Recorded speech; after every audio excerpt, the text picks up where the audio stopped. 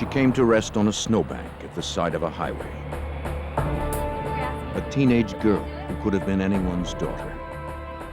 Her journey had taken her places no young girl should ever know. But finally, it had brought her home to a small Pennsylvania town she'd never seen before. If only she'd survived, she would finally have known there were people who cared.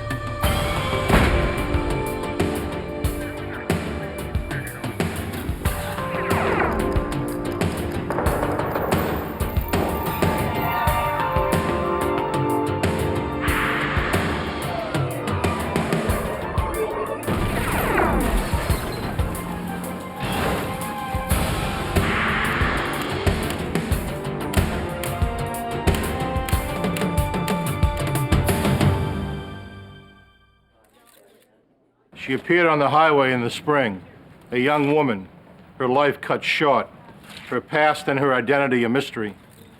Only by finding out who she was could we ever hope to find her killer. I'm Jim Kallstrom, former head of the FBI's New York office.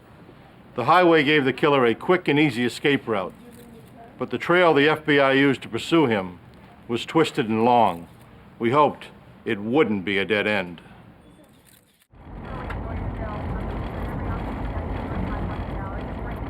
March 24th, 1993, Bellefonte, Pennsylvania. A late snowstorm had held spring at arm's length. On his way to work, a motorist drove down a quiet, snow-lined roadway. But something on the roadside caught his attention.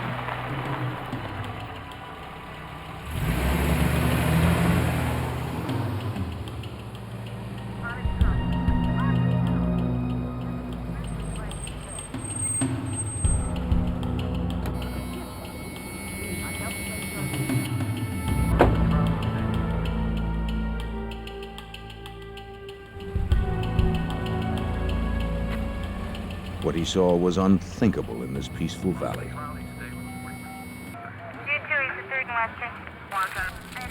Pennsylvania State Police were immediately called in.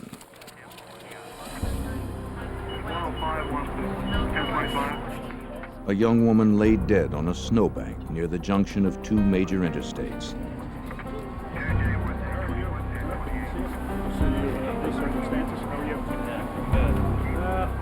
What do we got here? The county coroner determined the girl had died before she was dumped there. She was wearing only socks, panties, and a sweater. And she was young, high school or college age. But perhaps most disturbing, there was a rope knotted around her neck. And her hands were also bound. District Attorney Ray Griecar was at the scene, appalled by what he saw. What struck me is that someone had not only murdered this young woman, but treated her with such disrespect.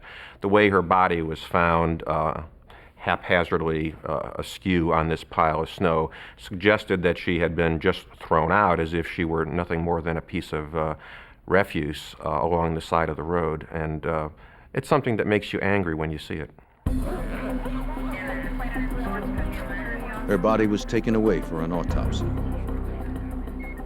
Soon word of the crime began to spread in this close-knit town of 7,000. It was the first homicide in Bellefonte in 13 years. Like District Attorney Griecar, the townspeople were shocked and outraged. FBI Special Agent Randy Kohik was among them. He was drawn to the case well before the FBI was officially involved. That whole area up there is known as Happy Valley. It's a nice place to raise your kids. I lived there for 12 years. Crimes like this just don't happen there. And needless to say, to have a young girl's body dumped in your community is a heinous thing.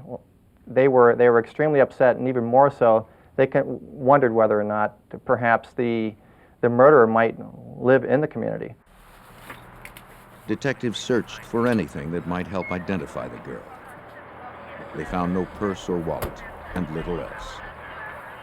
And I remember commenting to Trooper Madden that morning that he would be very, very fortunate indeed if he was ever able to even identify this young woman, let alone figure out who murdered her. Trooper Madden of the Pennsylvania State Police would be lead investigator. There was a slight indentation into the snow, about 6 inches, where the body itself looked like it had been dumped off of some type of object, be it a truck or vehicle, into the berm of the snow. Madden surmised the vehicle had been a truck with a cab fairly high off the ground. Tire tracks nearby would prove him right.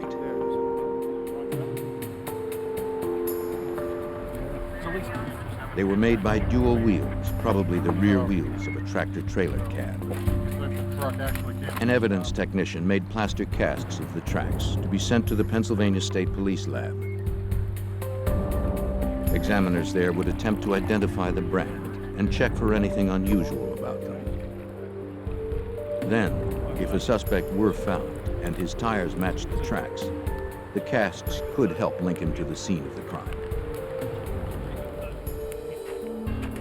Troopers fanned out to find clues. They searched both nearby fields and local Penn State University, but found nothing useful. The body was taken to Lehigh Hospital in Bethlehem, Pennsylvania. There, coroner Dr. Mahalakis would perform the autopsy, as Trooper Madden observed. The doctor determined the cause of death to be strangulation. There were no gunshot or stab wounds. The body's core temperature revealed the young woman had been dead less than 12 hours when her body was discovered. It seemed she had died some time before she was dumped on the roadside, as the coroner at the scene had guessed. Other tests indicated she had had sex before she died. Whether she was raped or had consensual sex at the time was not known. However, based on the circumstances, we believed at the time that a rape may have occurred. Dr. Mahalakis carefully removed the rope from around the girl's neck. Wait a minute, right here, Doc, there's a piece of hair, this black hair. Under the knot was a single dark hair. It didn't belong to this blonde girl. But was it the killer's? The hair would be sent to the FBI forensics lab in Washington, D.C., along with the knots for analysis. The type of knots could be important. They might help the FBI develop a profile of the killer. But the best clue came from the girl's left hand. There appeared to be something written on the palm. She had some faint numbers written on the palm of her left hand. They had been written on possibly in ink, and they'd been on there for some time as they had faded, and they were barely legible. It was thought by both Bill and myself that possibly this could be the lead we were looking for that could possibly lead us to her identity. Numbers, The writing was letters. indecipherable, though it looked like it might be numbers. That's pretty faint. Can you get that? Agent Kohig suggested experts at the FBI lab could make them clear enough to read. It was thought that perhaps we could have these enhanced by the FBI lab in Washington, D.C., so the skin was removed from her left hand and it was forwarded to the FBI lab. The girl's fingerprints would be run through a national database of missing persons. But the results would prove disheartening. Checks were made with her fingerprints through the APHIS system, which is a national system of checking fingerprints. They came back negative. Checks were also made using descriptors of the body and characteristics of the body, and that also came back negative. So we had no record of a person missing that matched this person we discovered.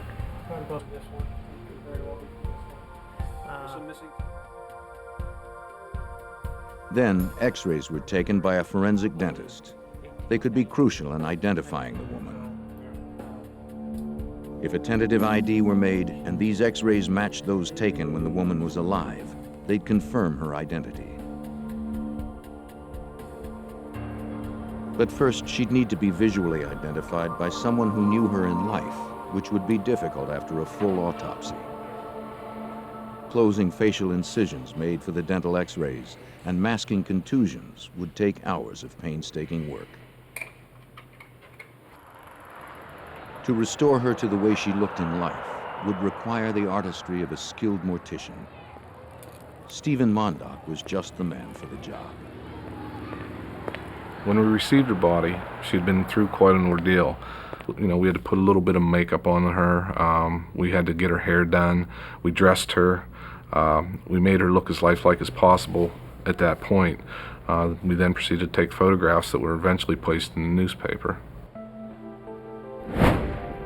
Those photographs depicted her as more lifelike than she had looked when first found. But Mondock gave her more than a face. He gave her a name. When the coroner brought her in, he said, "We have a Jane Doe for you." And I said, "Carrie," I said, "you know, I don't like calling people Jane Doe." I said, "It seems so impersonal." He says, "Well, what are we going to call her?" I said, "Well, she was found in Spring Township, right?" He said, "Yes." I said, "Why don't we call her Spring?" And I said, "Well, she was found in the dawn of the morning, so why don't we call her Spring Dawn?"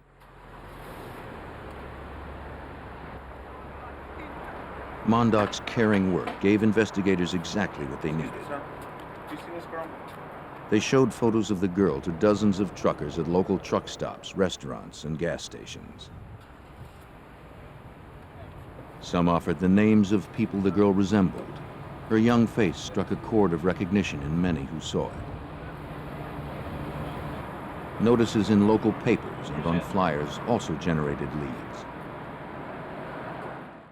The outpouring of calls to the state police at the time was plentiful, and we had to sift through every lead to try to determine if this person was a local person.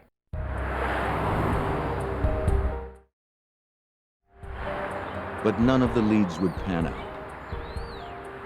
Then, in late April, about a month after the body was found, the FBI lab called Trooper Madden.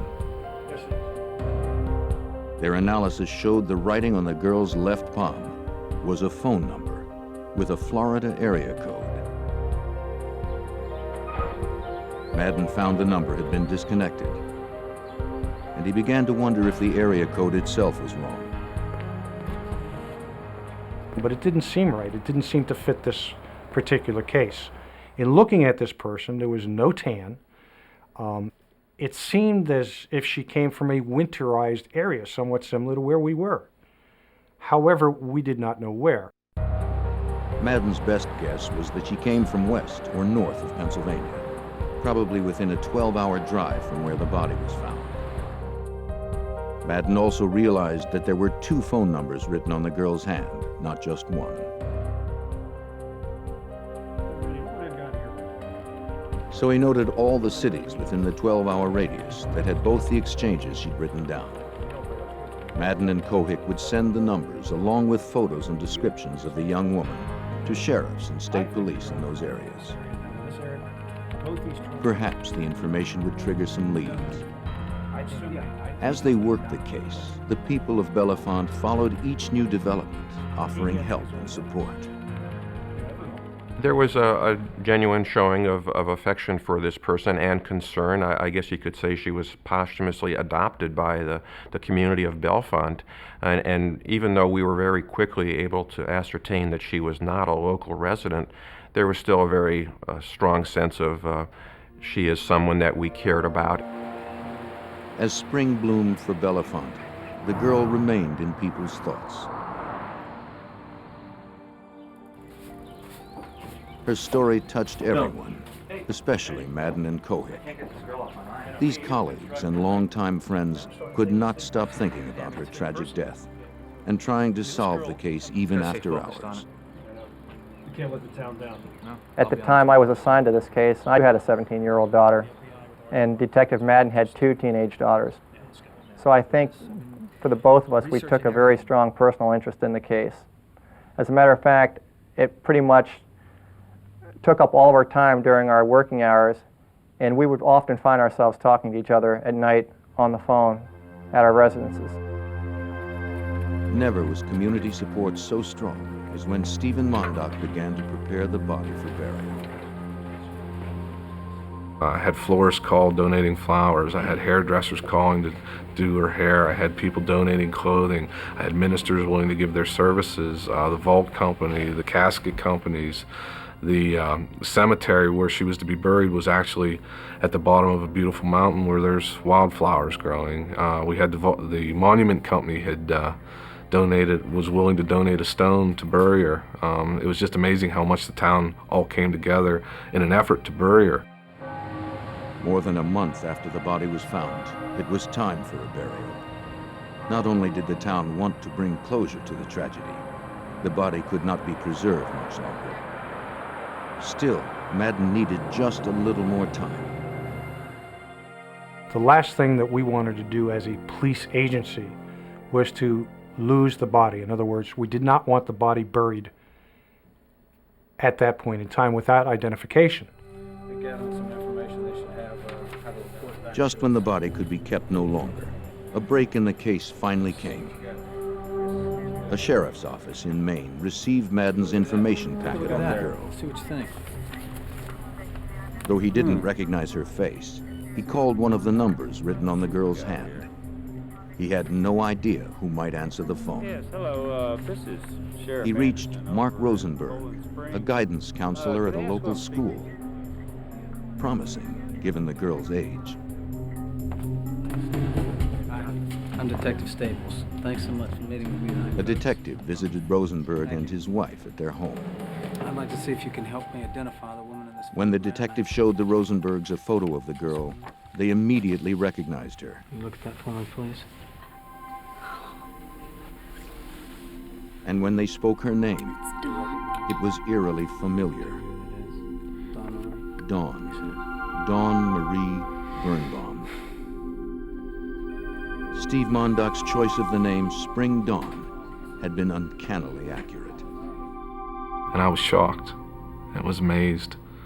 It was just a strange coincidence. But it felt right.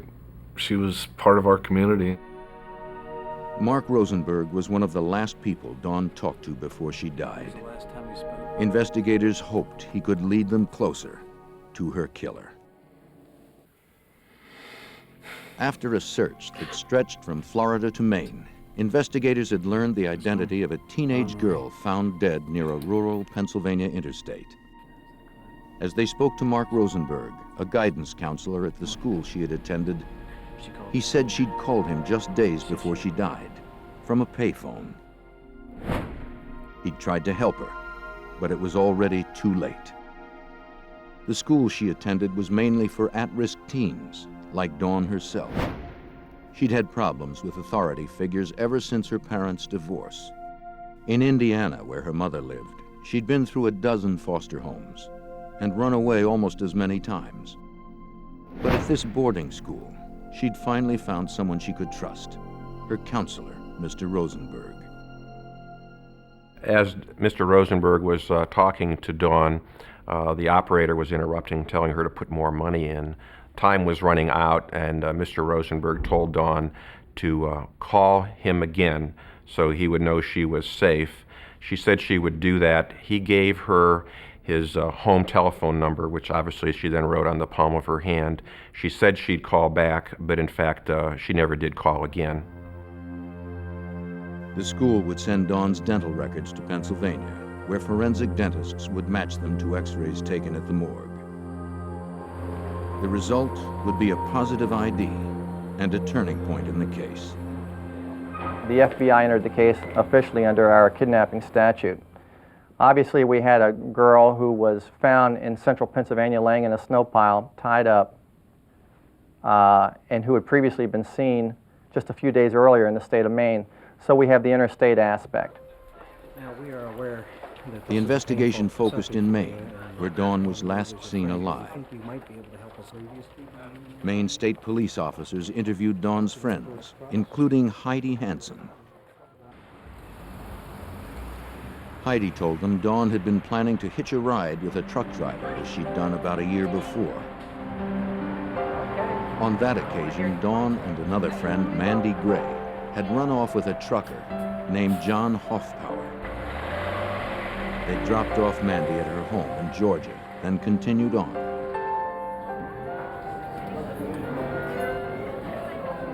What had started as a ride became a relationship. As the weeks passed, they grew closer. And the woman of my life, Dawn. She's been waiting weeks to see you. Hoffpower took Don home to meet his grandmother. They continued to travel together, driving his routes. No one knew exactly where they'd gone or what they'd done, but Dawn spoke fondly of her time with Hoffpower. They'd enjoyed each other's company, and he had treated her well. It seemed one of the few happy times in her troubled life. Then, about a month after Dawn was last seen, the truck was pulled over by police in a random traffic stop. An officer demanded Dawn get out. She complied.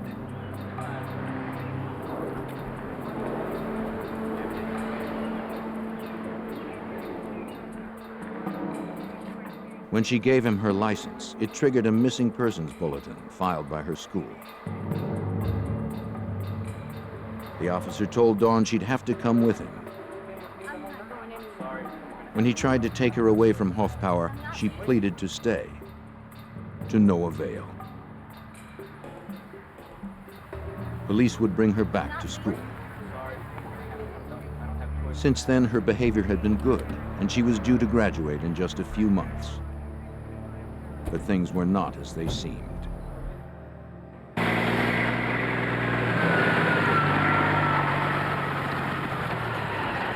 Apparently, Hoffpower was still in love with her, and maybe she with him.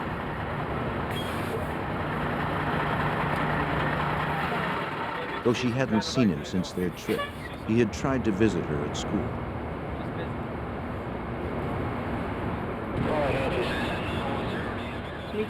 Listen, I'm sorry, you can't get in here. But security guards had kept him from entering the grounds. You got no clearance to come in here. Not having heard from him in a while, Dawn now told friends she was going to look for Hoffpower and run away with him again.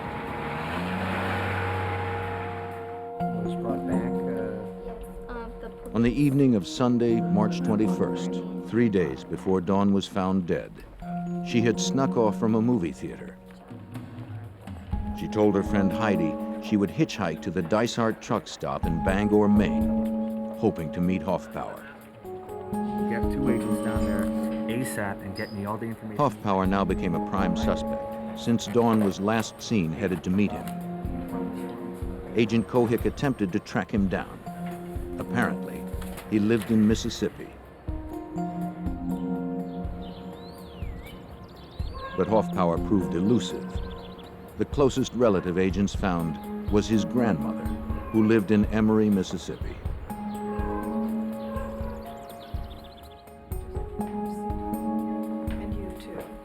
She welcomed them inside and told them she'd raised Hoffpower as her own son.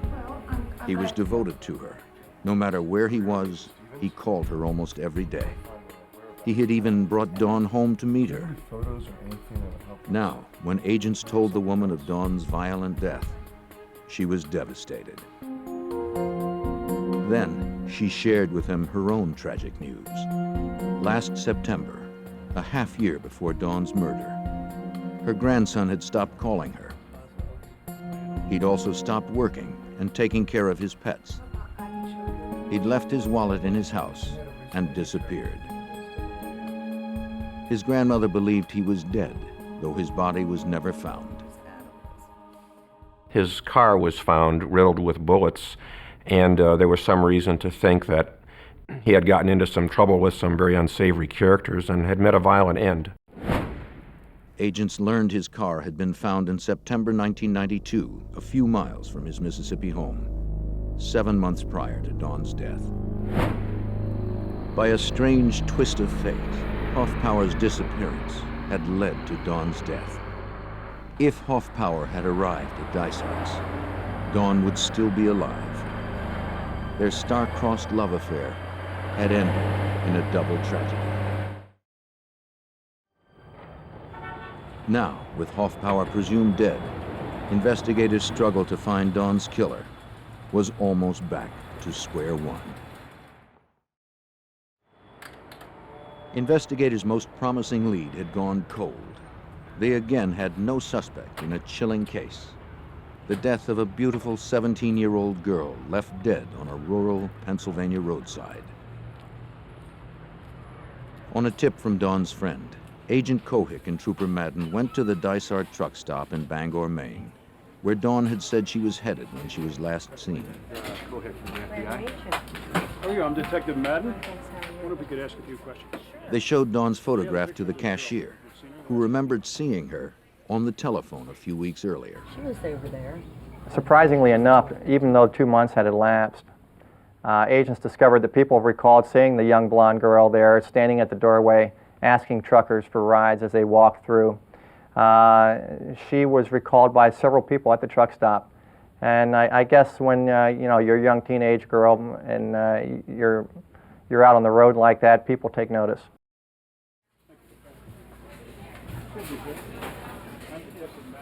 It seemed obvious this was where Dawn had made her last phone calls.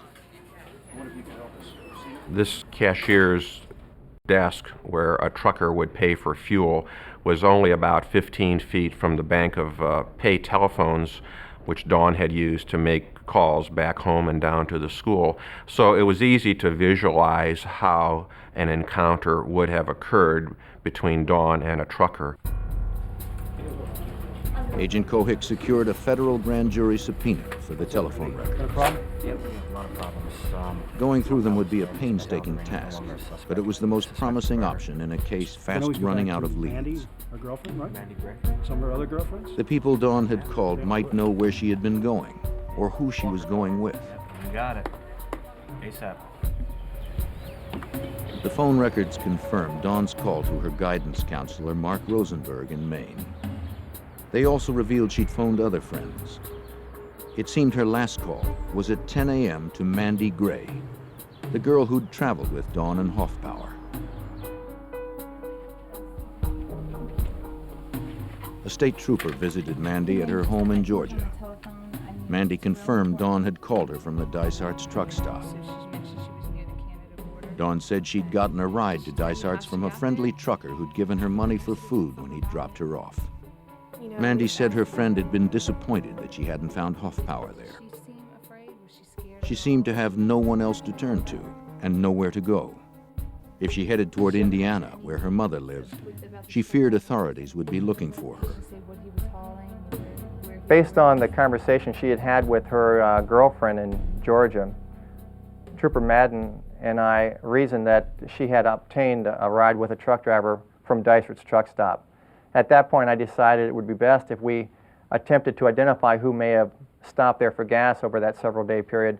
And so I had a federal grand jury subpoena issued for all the receipts from the truck stop for approximately a 4-day period surrounding when Dawn was last seen there. Meanwhile, Trooper Madden obtained receipts for the 3 truck stops closest to where Dawn's body was found in Pennsylvania.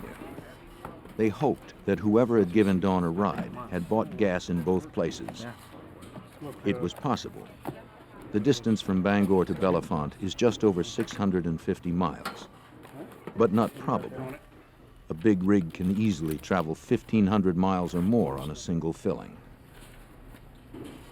Undoubtedly, it was a long shot, but Cohick and Madden nonetheless began the painstaking task of scanning thousands of gas receipts. Over approximately the next 4 weeks, I compiled the receipts from Maine and from Pennsylvania and ended up with 2 separate lists. After comparing one list against the other, I noticed there was only one match on the entire list of several thousand names. The name was James Robert Cruz Jr. Cruz had bought gas on the morning of March 22nd at Dysart's truck stop, just as Dawn was talking on the telephone 15 feet away. 3 days later, he gassed up again in Milesburg, Pennsylvania, just a few hours before Dawn's body was found nearby. So this was a big breakthrough for us. We have a guy who's in Bangor, when Dawn is in Bangor, and in central Pennsylvania right about the time her body is found. The receipt showed James Robert Cruz Jr. worked at an Ohio trucking company. In response to a call from Agent Kohik, his manager verified the credit card purchases. Okay, I've got the records. And, Cruz was driving truck 44 on a route consistent with the events of the crime. got the times, got the dates, got everything here. Agent Kohik and Trooper Madden now had a suspect in the killing of 17-year-old Dawn Marie Birnbaum. Okay, that sounds good to me too. Exactly. Investigators pursued their prime suspect, wanted for the murder of a 17-year-old high school girl Wednesday morning, then whose we'll go. body was dumped Sounds near a good. Pennsylvania interstate. Mm-hmm. The man was a trucker named James Robert Cruz Jr. His manager told the FBI he was a model employee at an Exactly. Ohio trucking company. This is the file that we're But looking investigators found he had a dark uh, past. for. Yeah, it turns I out. had a criminal history check run in the next few minutes and was able to determine that he had a rather lengthy criminal record. Most importantly on that criminal record was the fact that he had been in the U.S. military, and while in the U.S. military, he had been convicted of attempted murder via strangulation and had served time in Fort Leavenworth for that conviction. His military records gave investigators another key fact.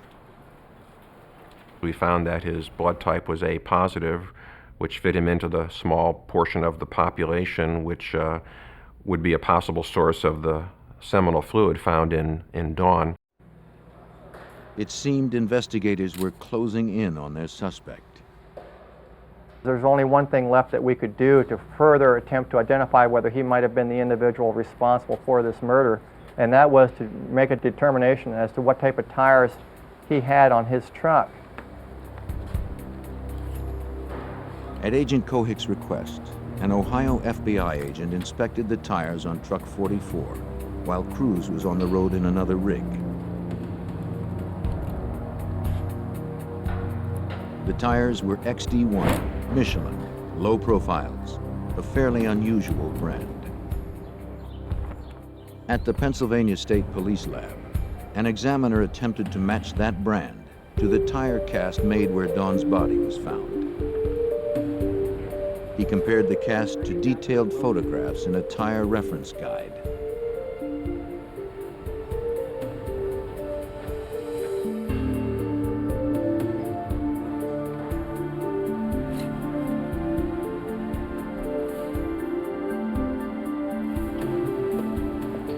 They matched. Another breakthrough in the case. So we had a match on the tires, we had a match on the blood, we had the fuel slips. This, at this point, according to the United States Attorney's Office, was sufficient to put together a search warrant to search Jim's truck and to also perhaps take blood and hair samples from his body for DNA analysis.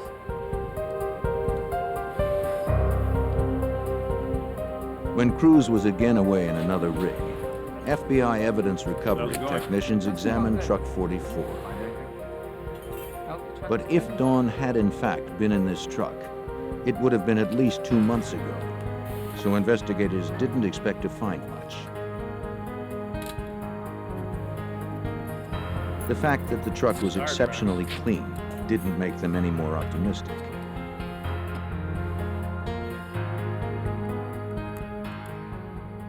The search took pretty much the entire day, and it was an exhaustive search. We were searching both the tractor and the trailer itself. There were over 300 pictures taken of the tractor trailer. But nothing turned up. An evidence technician was about to declare the search complete when something caught the investigator's eye. And I looked at the passenger door and noticed that at the bottom of the door there was a piece of carpeting. And upon closer examination of the carpeting, I noticed one single blonde head hair interwoven in the fibers of the carpet. You see something?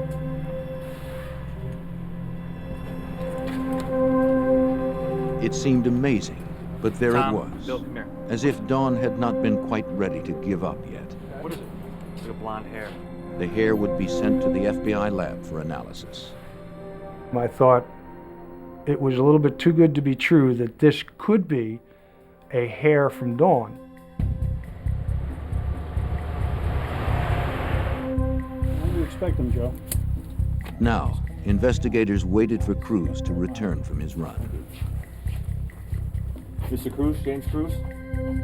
They told him they were looking for a runaway last seen at a truck stop in Bangor, Maine. Do you mind if we use your office? No, right there on it. Thanks, Joe. They implied they were talking to many drivers. Take a seat right here in the chair. We know you had a long They asked to see Cruz's logbook for his record of travels on the days in question. Sure. The logs are government mandated to keep truckers from driving too many hours Just at a gives kind of a time. history of where you've been. Cruz admitted he'd falsified his So logs. pretty accurate? Well, you know, it's Truckers commonly alter them to stay within legal limits, Pretty accurately where you've been. but it seemed Cruz's logs had been selectively altered. But the one thing we noticed was that the misrepresentations in the log seemed to occur just conveniently when the fuel was purchased in Pennsylvania, also when the fuel was purchased in Dysert's.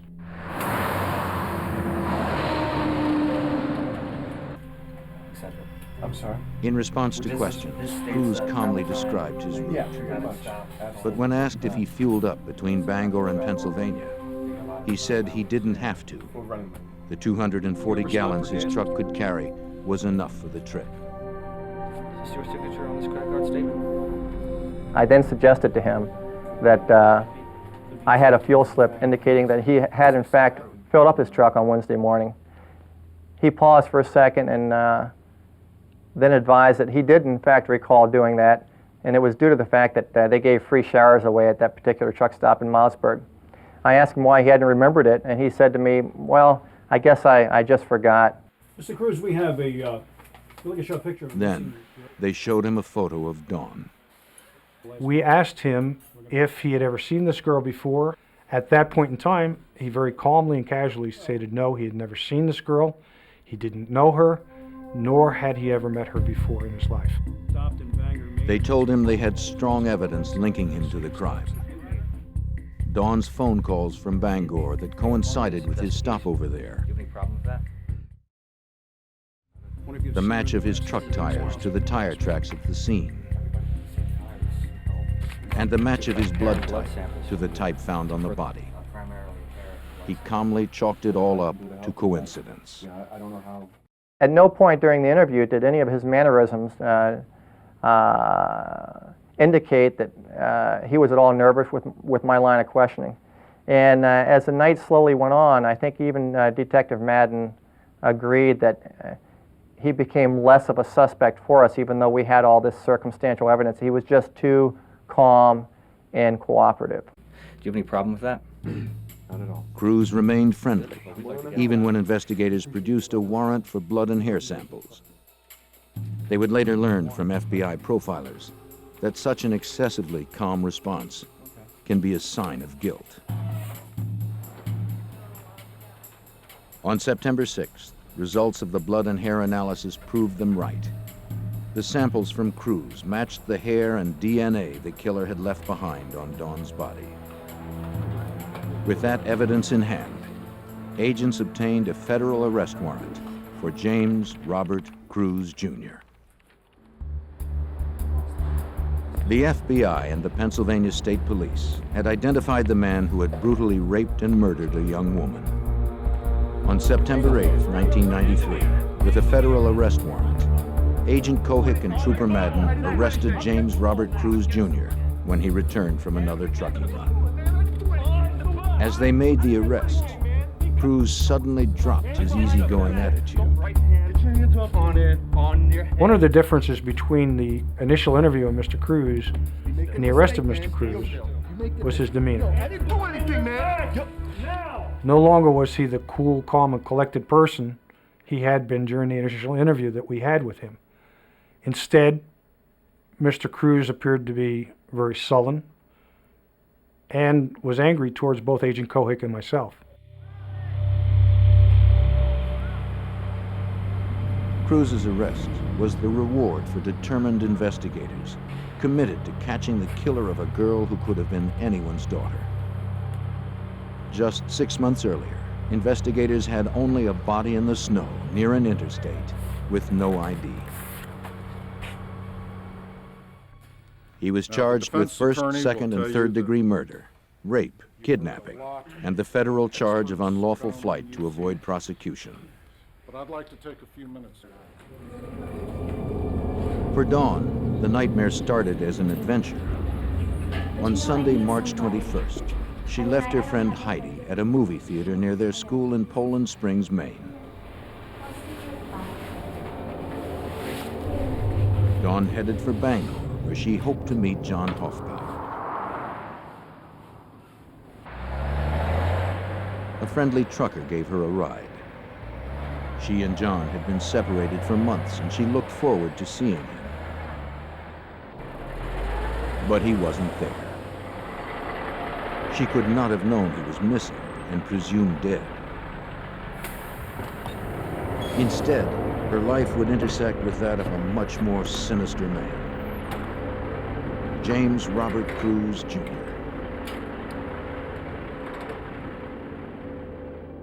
No, I'm okay. I'm fine. Dawn spent the day of March 22nd making calls at the Dysart truck stop in But look, I Bangor. was just calling to let you know I'm safe. She telephoned friends, letting them know where she was and that she was safe. Okay. We'll just tell everybody I'm okay. I appreciate it. She also talked to her school counselor, Mark Rosenberg, to say she'd run away, but was fine and promised to call him that evening. Okay. Oh, hang on a second. Hang on. She wrote his numbers on her hand for safekeeping.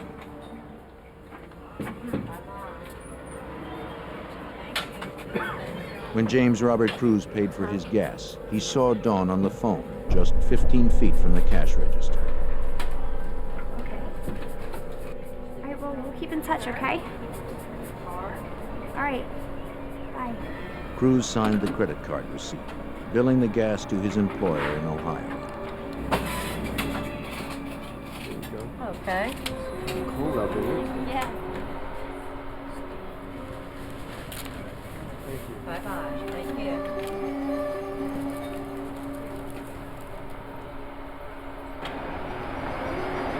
Hey, mister. Where you headed? Do you think you might be stopping in Georgia? Can I get a ride? Absolutely. Is this it? Thanks. It didn't take much to convince him to give her a ride.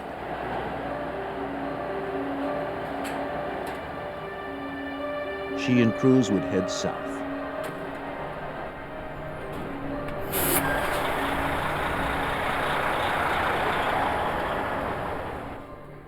Prosecutors reconstructed the events that had led to Dawn Birnbaum's death.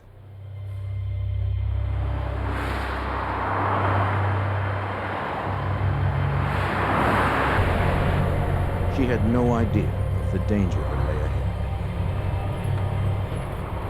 The hours she spent with James Robert Cruz would be her last.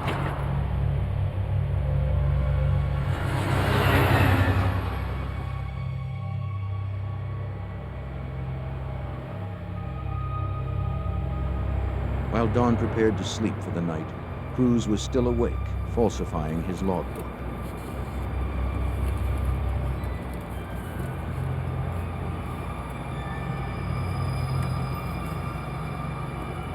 Dawn would soon find herself a helpless captive, trapped by a cruel predator, with no escape.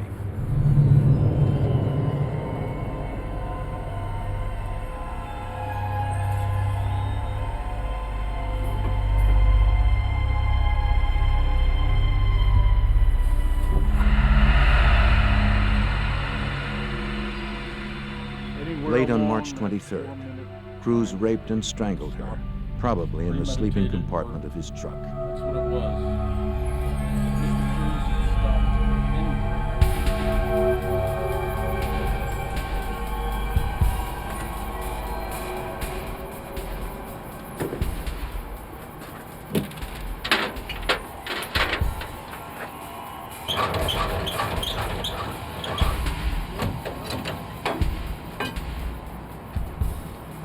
That same night, after buying gas in Pennsylvania, he disconnected his cab from his trailer at the travel point.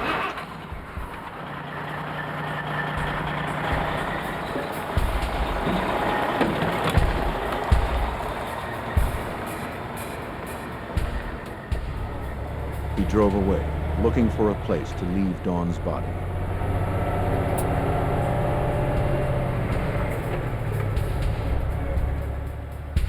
Cruz drove through the backwoods of Pennsylvania, anxious to dump the lifeless girl.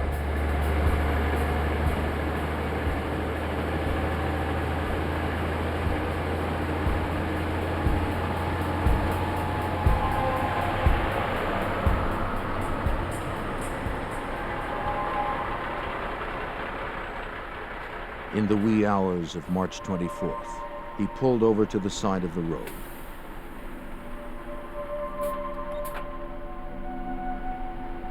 He pushed Dawn's body out of the truck and onto the side of a highway entrance ramp.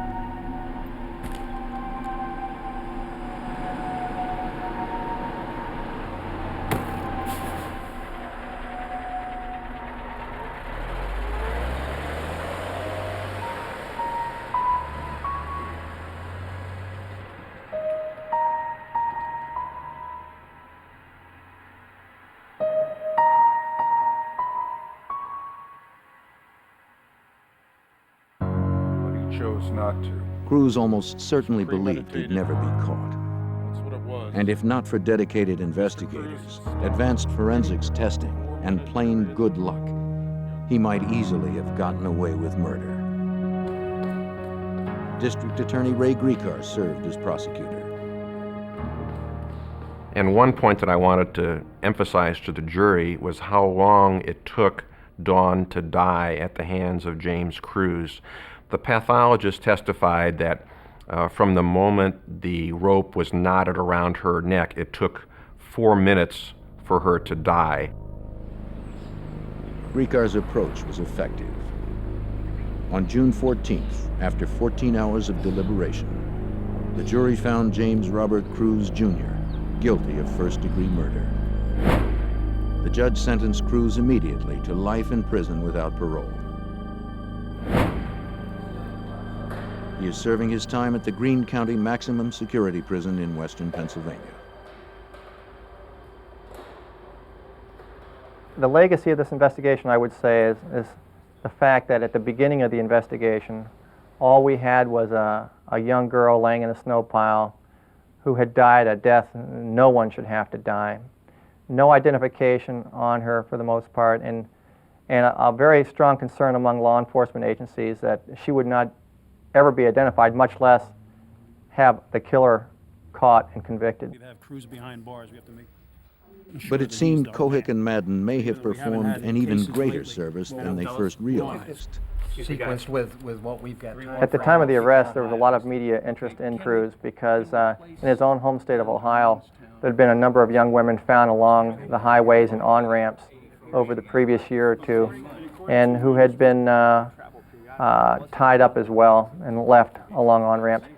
A review of our VICAP database indicated over the previous 10 years there were approximately 600 young women that were found along the highways and who had died in a suspicious manner. We were not able to conclusively state that Mr. Cruz was involved in any of these murders. What we do know is that after the arrest of Mr. Cruz, the murders that we were talking about in the state of Ohio ceased. For Dawn Birnbaum, peace had finally come. The gentle people of Bellefonte will always remember her, and the killer who took her life and changed theirs forever.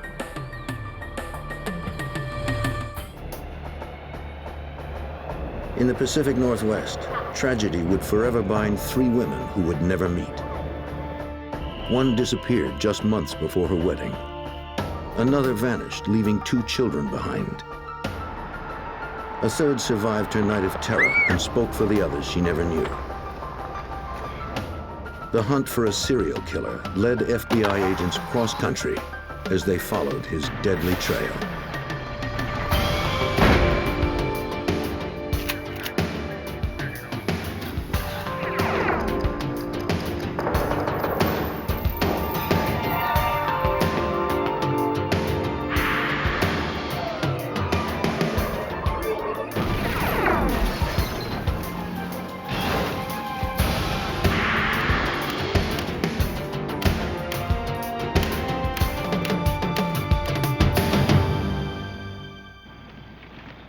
The disappearance of young women triggered a search that spanned the Pacific Northwest.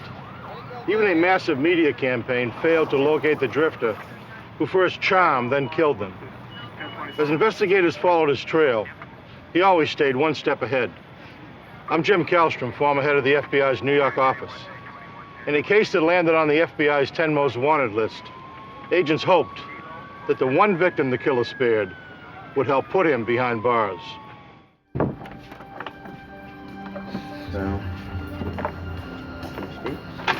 March 28th, 1987. LaRon Crouston left a party in the suburbs of Tacoma, Washington at 4 in the morning. He was looking forward to a day of fishing. Come with me. LaRon's fiancée, 22-year-old Robin Smith, decided to stay. She was having a good time. Robin assured LaRon she'd be fine. I love you. I love you too. She would just get a ride home from someone she'd met at the party. After fishing all day Saturday, LaRon fell asleep, exhausted. He didn't wake up until early Sunday afternoon. Robin! He hadn't seen his fiancée, Robin, since the party 2 days earlier. Robin! Concerned, the young man called Robin's mother.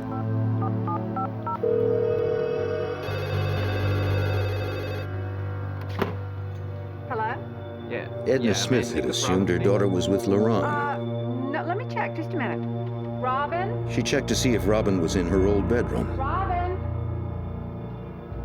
No, I haven't seen her. Perhaps she'd come in late without being heard. LaRon told Edna not to worry. Okay, I'll be there in a few Maybe minutes. Robin right? had decided to spend the rest of the weekend at their friend's house.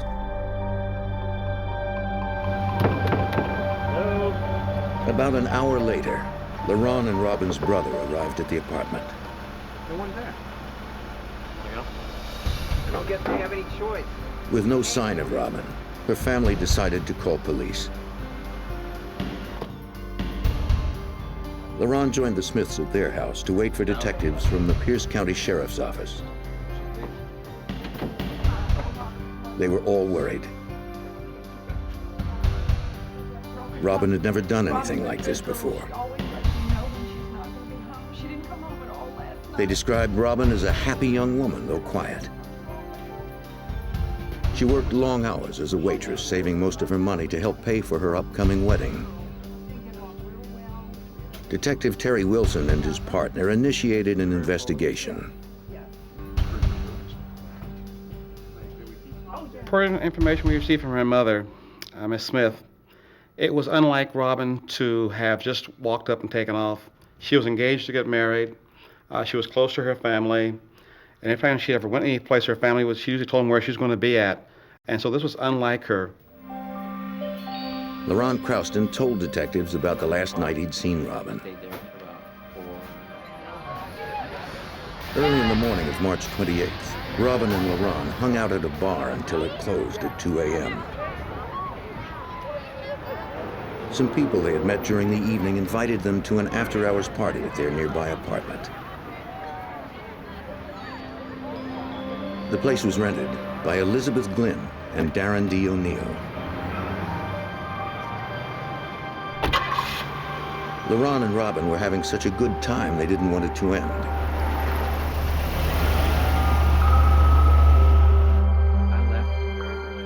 The last place LaRon had seen Robin was at the party. Before you got to the town, what time did you? Detective Wilson went to the duplex where the party had been held. He found Elizabeth Glynn at home.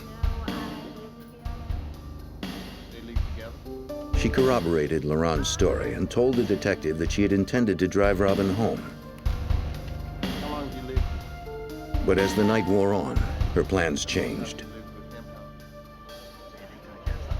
Darren seemed more interested in Robin, so Elizabeth remained in the kitchen and flirted with a man named Mike Prahota. Elizabeth told the detective that she and Prahota had made plans to meet later at his apartment, where they could be alone. Prahota left the party first to avoid arousing Darren's suspicions. By daybreak, Darren D. O'Neill hardly seemed to notice. He was wrapped up telling Robin about his favorite author, Louis L'Amour, who wrote stories about the Wild West. O'Neill was unemployed and talked about living off the land like the outdoorsman in L'Amour's books.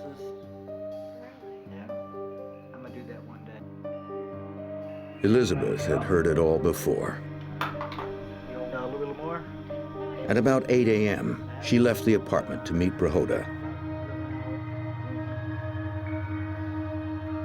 She told O'Neill and Robin she was going out to buy more beer.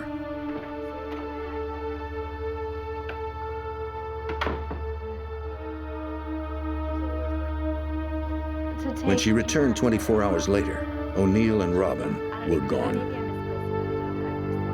Elizabeth pointed out that she found several items missing from the apartment. In searching the apartment, we found that there was a television that had been pulled out and the television electrical cord had been removed. There was a couple of lamps from his girlfriend had told us that had extension cords on it. These were missing. A lot of his clothes were gone, and she specifically mentioned that there was a blanket that also was missing from the house. Is this yours? In a file box, Wilson also found Social Security cards with several different aliases. They included the unusual name of Zebulon McCranahan. When Detective Wilson told his partner what he'd learned, Detective Walt Stout immediately suspected foul play. Robin was left alone with Darren O'Neill, and something happened at that residence after that.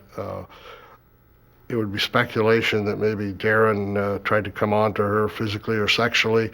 She may have rejected that, or there was something that happened there, and I believe she was probably assaulted in that house.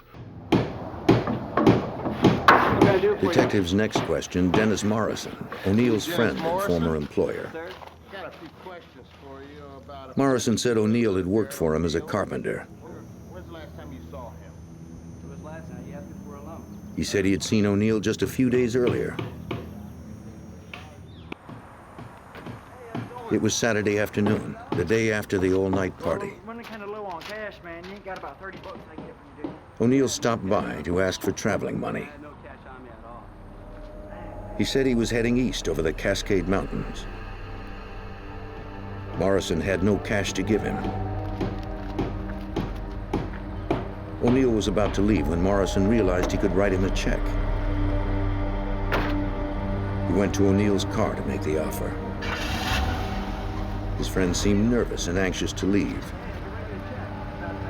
Then a movement in the back of the car caught Morrison's eye.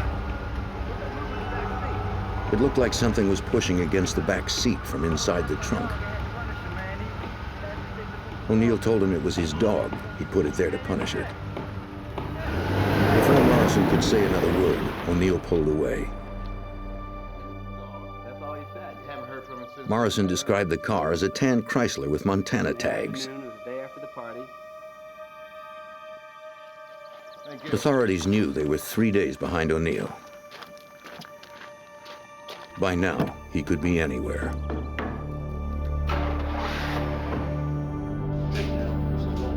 Detectives continued to pursue the handful of O'Neill's known contacts in the area. They called Gary Skinner, the owner of another cabinet shop where O'Neill had worked part-time. He told detectives he had been looking for Darren O'Neill since his last day at work. When Darren left, he apparently took a hammer with him from the shop because it was missing, and Mr. Skinner couldn't account for it having been taken in any other way. With no leads pointing to his whereabouts, Pierce County detectives hoped O'Neill's past would provide some answers. A background check revealed that the suspect was no stranger to trouble. He had warrants out for him. He had been in trouble in Colorado. He had been accused of sexual assault, physical assault. Some of all of his victims that we were aware of had been females. So a profile of him was starting to form that we was looking for a person who is possibly predatory in nature, but violent for sure.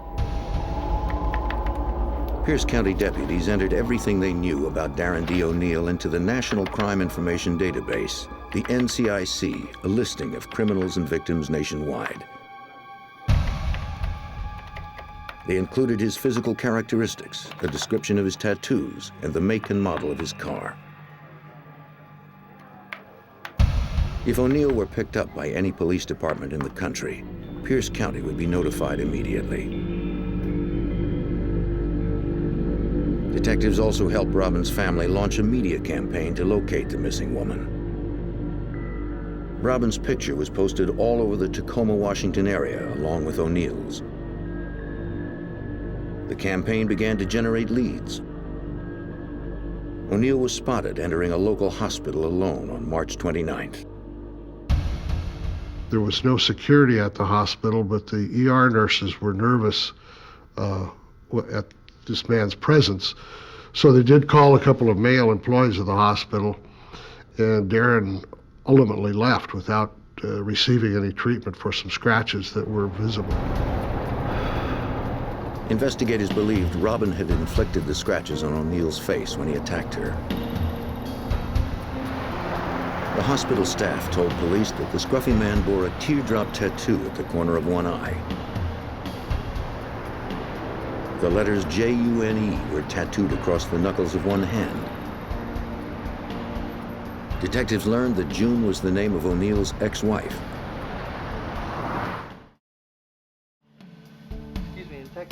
The media campaign continued to generate leads. A highway flagman had seen O'Neill in his car at 2 different locations on March 30th, 2 days after Robin's disappearance. The first sighting was on a highway construction site east of Tacoma. Construction, just keep it slow. O'Neill was heading south when the flagman waved him through. Keep it slow, sir. He also saw O'Neill a few hours later at a gas station off the same highway. Hang on a second, I want you to take a look at some pictures. He called police when he recognized the man's face from the newspaper. To be sure, the detective showed the flagman a photo lineup. It included a mugshot of O'Neill alongside 5 others. The flagman picked out O'Neill immediately.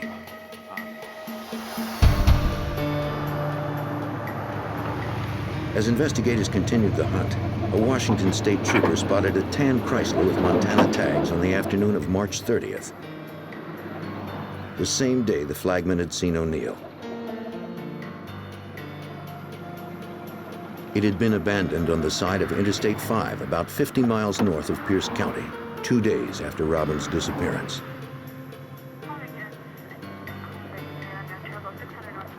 Unaware of the ongoing investigation, the officer found nothing suspicious about the car. He followed proper procedure by calling in the license plate and vehicle description. A communications officer entered the tag number into a database. The information should have triggered the NCIC listing on O'Neill and his vehicle. It did not. She had mistakenly typed the abbreviation MO for the state of Missouri instead of MT for Montana. The trooper on Highway 5 was still unaware that this was the very car Darren D. O'Neill had been driving following Robin Smith's disappearance. Investigators' best clue was about to be towed to the impound lot.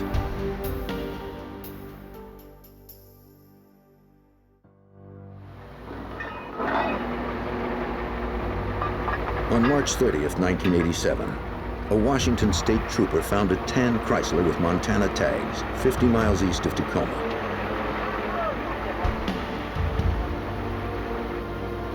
Misinformed by his communications officer, the trooper was unaware that Darren D. O'Neill, the man wanted in connection with the disappearance of Robin Smith, had abandoned the car.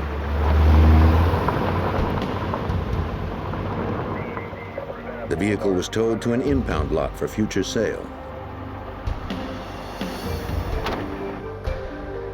A few days later, the local paper ran an article about Robin Smith's abduction. The story described O'Neill's car. It sounded similar to a Chrysler the tow truck operator had recently impounded. He checked the make, model, and license plate. They matched. He quickly notified police. Detectives ran a check of the Chrysler's vehicle ID number. A man calling himself Zebulon McCranahan was reported to have stolen it from an Idaho residence in 1986. Wilson immediately remembered the peculiar name from an ID card he'd found at O'Neill's home. It was one of the suspect's aliases. At the Pierce County West Precinct garage, detectives and evidence technicians processed the Chrysler. They hoped to find some trace evidence linking O'Neill or Robin to the car. While technicians searched the interior, the detectives moved to the trunk. They found a large quantity of dried blood. Detectives also found a blood-stained lavender jacket. Mrs. Smith later identified the garment as Robin's. They also recovered teeth, bone chips, and a clump of hair. O'Neill's fingerprints on empty beer cans pointed to his involvement. If Detective Wilson had held out some slim hope that Robin was still alive, it was now gone. We felt now that we probably had a homicide on our hands by the way the type of blood that was found in the trunk and the amount of blood that was found. And so we started focusing on Darren as a homicide suspect. At this point in time, the whole tone of the investigation started changing. But to charge O'Neill with murder, examiners at the Washington State Forensics Lab first needed to confirm that the hair and bone fragments belonged to Robin Smith. Pierce County sheriffs requested Robin's dental records and blood type sent to the lab. But there was a problem. Robin had not been to the dentist since childhood. She also had never documented her blood type. Since a definitive match with known samples could not be made, murder charges could not be filed. As the hunt for suspected killer Darren D. O'Neill ground to an abrupt halt, 120 miles to the north, Detective Carlotta Jarrett of the Bellingham, Washington Police Department was working on a similar case. Wendy Aughey, a 28-year-old single mother, was reported missing when she failed to pick up her daughter. Wendy had a date the evening of April 24th, 1987. She left her daughter with the child's grandmother. When Wendy failed to return her call, the grandmother drove over to her house to find the little girl's favorite pillow. On Wendy's bed, she found bloodstains and called the police. Detective Jarrett obtained a warrant to search the house. Wendy's car, a red Ford Torino, was missing. The front door to Wendy's house had been left unlocked. Her wallet and keys were missing. In the bedroom, Detective Jarrett found evidence of a brutal attack. There was bodily fluids in the bed, and there was a great amount of pooled blood underneath that pillow, which had seeped to the mattress below. There was low to medium impact velocity blood spatters on a wall, and there were also blood smears on the wall. Bellingham police retrieved the entire bed as evidence. On the headboard, they found more of Wendy's blood, along with 2 blonde hairs that did not belong to the missing woman. Police also recovered an acrylic fingernail. Wendy's friends told police that she had worn acrylic nails on her date with a man named Michael Johnson. Wendy had met Johnson earlier that afternoon on her lunch break. He was the new bartender at La Paloma restaurant. Detective Jarrett checked the restaurant for leads. I contacted the owner to see if she'd filled out an employment application for Mr. Johnson, and the only thing she had was a placemat that he had written some information on. She gave that placemat to me, and we did and processed it for fingerprints. While the detective waited for results, she visited a local mission which the bartender had listed on the placemat as his residence. Detective Jarrett spoke to the desk clerk at the mission, who remembered the day Johnson checked out. He had seen Mr. Johnson at the mission at 7:30 in the morning on the day after that Wendy had a date with him. And at that time, he was wearing black slacks, a vest, a white shirt and a tie, and told him he was going to work. He also said he had met a lady and he was going to move in with her. This person also said that Mr. Johnson was driving a red Torino and drove away in it. Previous to this point, he'd had no vehicle. On May 4th, 1987, Jarrett received a phone call from police in Eugene, Oregon. They had found Wendy's car, a red Ford Torino, abandoned in the parking lot of a tavern. Inside, police recovered fingerprints that matched the fingerprints found on the placemat. A check through the automated fingerprint identification system revealed that the prints belonged to Darren D. O'Neill, the man wanted for the suspected murder of Robin Smith. Detective Jarrett contacted authorities in Pierce County, 120 miles south of Bellingham. They quickly realized there were striking similarities in both cases. Since we were convinced that Darren O'Neill was responsible for Robin Smith's death, and we also felt that he was responsible for Wendy Ahi's disappearance and possible death, we felt that the rest of the people in the country were also at great risk from Darren O'Neill. Pierce County deputies called in the FBI to assist in the hunt. Former Special Agent Del Oros of the FBI's Tacoma Resident Agency was assigned the case. At that point, we knew we were dealing with an individual who was extremely mobile and extremely dangerous. He had the history of a violent sexual predator, and now he had the current tag or label of a murderer. Since Wendy and Robin's bodies were still missing, formal murder charges were not filed. Sexual assault charges against O'Neill were still pending in Colorado. The FBI opened a federal case against the fugitive for unlawful flight to avoid prosecution. Still, O'Neill managed to stay one step ahead.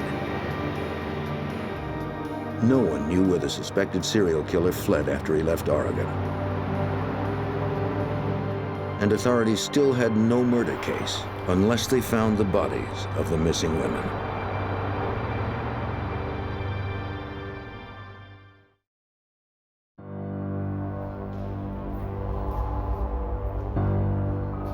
In May 1987, evidence pointed to the brutal slaying of 2 innocent women in Washington state. The FBI and local police launched a media campaign to flush out suspected killer Darren D. O'Neill. Dozens of agents fanned out to investigate sightings all over the Pacific Northwest. Call you, seen the guy that we're looking for? Yes. O'Neill was spotted hitchhiking at truck stops north and south of Seattle. He wasn't wearing a hat. This is the guy. One trucker gave O'Neill a ride on May 23rd. He claimed his passenger thanked him for the ride because the cops were after him. The trucker pulled off the highway a short time later and left O'Neill just a few miles outside the city. Special Agent Del Oros recalled that even as leads came in, the hunt for the elusive killer did not get any easier. The months immediately following the disappearance of Robin Smith and Wendy Ahi were extremely frustrating. Because of O'Neill's change in facial appearance, a change in weight, people were consistently telling us that the pictures that we were showing of O'Neill were actually two different people. Well, they weren't. The FBI focused on places the drifter might blend in. Because O'Neill was constantly on the move, agents questioned travelers at local bus and train stations. They hoped someone had spotted O'Neill and would remember his distinctive tattoos. Even when they found people who had seen the fugitive, it was always too late. O'Neill was comfortable in the ever-changing world of transients and drifters, where people could easily disappear forever.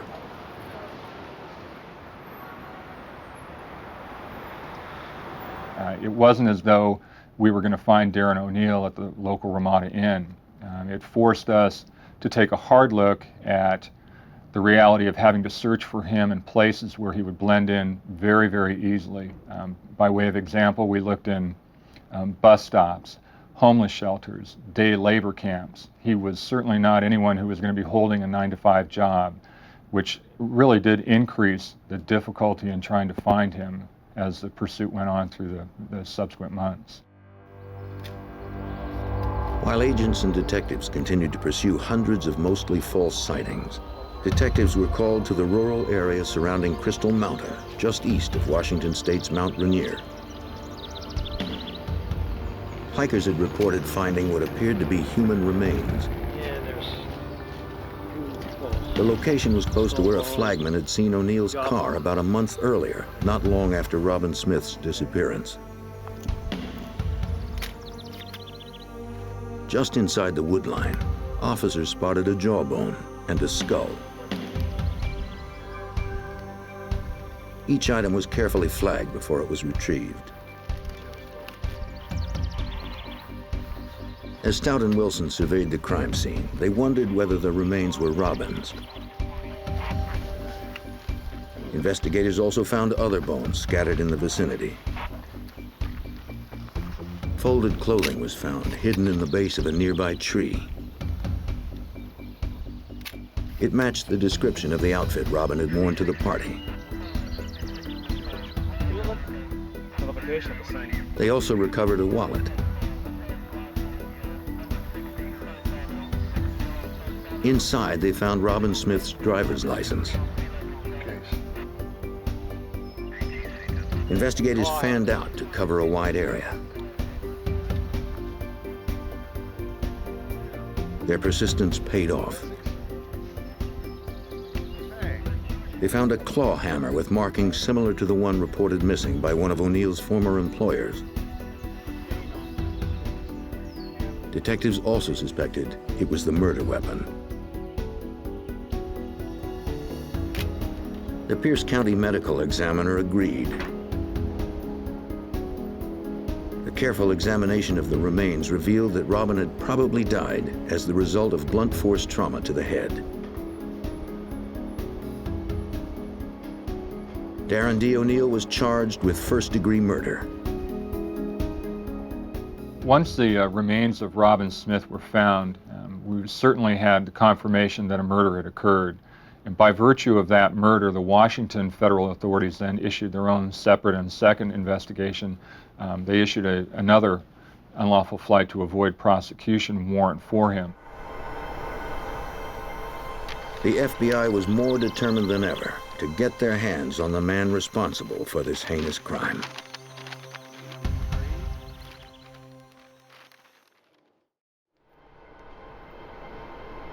By June of 1987, the FBI had issued 2 federal warrants for the arrest of suspected serial killer Darren D. O'Neill, still on the loose in the Pacific Northwest. The remains of one woman had been recovered close to Mount Rainier. The second woman was still missing and presumed dead. Since O'Neill was last known to be in Eugene, Oregon, Special Agent Michael Elsey of the FBI's Portland field office was called in. Knowing that he was a sexual predator, I went and checked with the local police agencies with some of their sexual assault cases to see if his MO fit any of, or description or anything fit any of their pending cases. Special Agent O'Donnell, Detective Smith. It meant hundreds of man-hours, but agents refused to simply wait for another sighting or another victim. Dozens of agents met with detectives in districts across the region to try to link O'Neill to outstanding sexual assault cases. The search was complicated by the fact that O'Neill looked very different in each of his mugshots. Most often, the agents left empty-handed. Frustrated and out of leads, agents continued to wade through hundreds of old case files. With a dangerous predator on the prowl, agents had to exhaust every possibility. An agent met with police detective Bill Carter in Portland. As he had done a dozen times before, the agent compared O'Neill's picture to sketches of sexual predators. One sketch stood out. It bore a strong resemblance to the fugitive. A 14-year-old girl named Heidi Lang had provided the drawing 5 months earlier when she filed rape charges against her unknown attacker. From the police report, her description of the crime sounded eerily similar to O'Neill's other assaults. From looking at the photos of Mr. O'Neill, especially when he had a beard and the glasses, I saw that there was quite a bit of resemblance between the two, and the method and MO were similar as well. Luckily, he did not kill Miss Lang, as he had other subjects. Agent Elsey wanted to speak with Heidi Lang as soon as possible. Detective Carter arranged a meeting between the young girl and the FBI. With her mother by her side, she told the story from the beginning. At around midnight on January 17, 1987, 2 months before Robin Smith disappeared, Heidi broke her mother's curfew and walked to the nearby convenience store to get a soda. It was a tough part of town. The young girl had walked it many times before, but never this late at night. As she crossed an overpass leading to the store, a trucker called to her from his parked rig. She ignored him and walked on.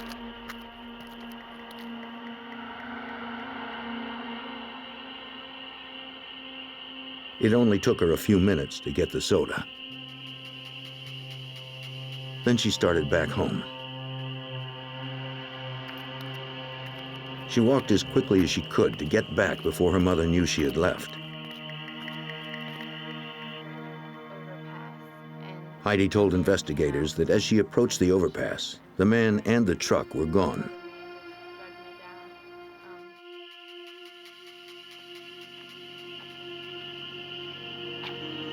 But on the other side of the overpass, the trucker jumped out of the bushes and grabbed her. Get in the truck!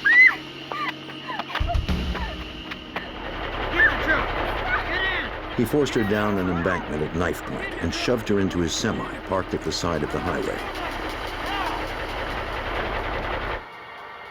Years later, Heidi recalls that she believed her young life was over. The first thing I noticed is how dangerous he was. I felt that he had every intention of killing me. There was no question in my mind. Get back! He threw her into the sleeper compartment of his truck. She was terrified, with no idea where he might take her or what he might do. He threatened to make me a whore, sell me to pimps. He was gonna cut me open if I tried finding what was going to keep from angering this man. I had to behave like I was just holding conversation with him, and at the same time learn what I could about him. Despite Heidi's best efforts, the trucker climbed into the sleeper compartment and repeatedly raped the 14-year-old for 4 hours. And he did not like to think of you as a woman. That brought him to violence. I had to keep him talking, mostly to keep his mind off other things. And I tried my best to give him the impression that I was insignificant. And I was just there to be there with him. And it wouldn't mean anything if he let me go.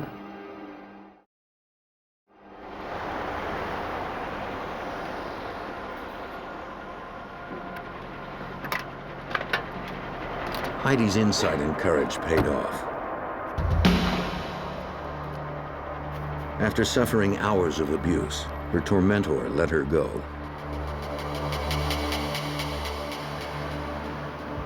She ran until she reached a truck stop. She asked an employee for a ride home.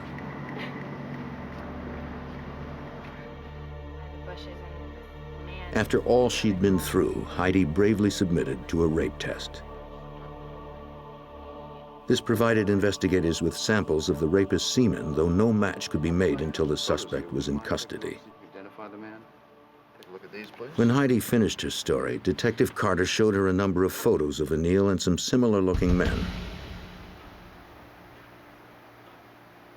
It was amazing that he was in it, and I did see him, and I picked him out. I really did not expect to see him in them. I hadn't really heard anything since I had given the sketch. Seeing her attacker's face brought the memories flooding back, but she never hesitated to press charges. Heidi was determined to face her rapist and put him behind bars. I think that she wanted to see that this person did not do that to anyone else ever again. And so it showed very much strength in her character, and especially at the age of 14, being able to be so descriptive in the events that occurred, the description of the subject and him, that kind of got us to the path where we were. Agent Elsie called the Tacoma office. They finally had a witness to testify against O'Neill. He had run other places, but they still had to find him.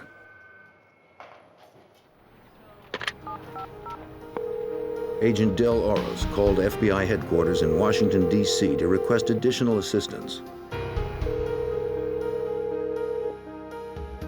On June 18, 1987, Darren D. O'Neill's name was placed on the FBI's 10 most wanted list. The case was now a priority for every FBI office in the country. Agents had to find O'Neill before he could strike again.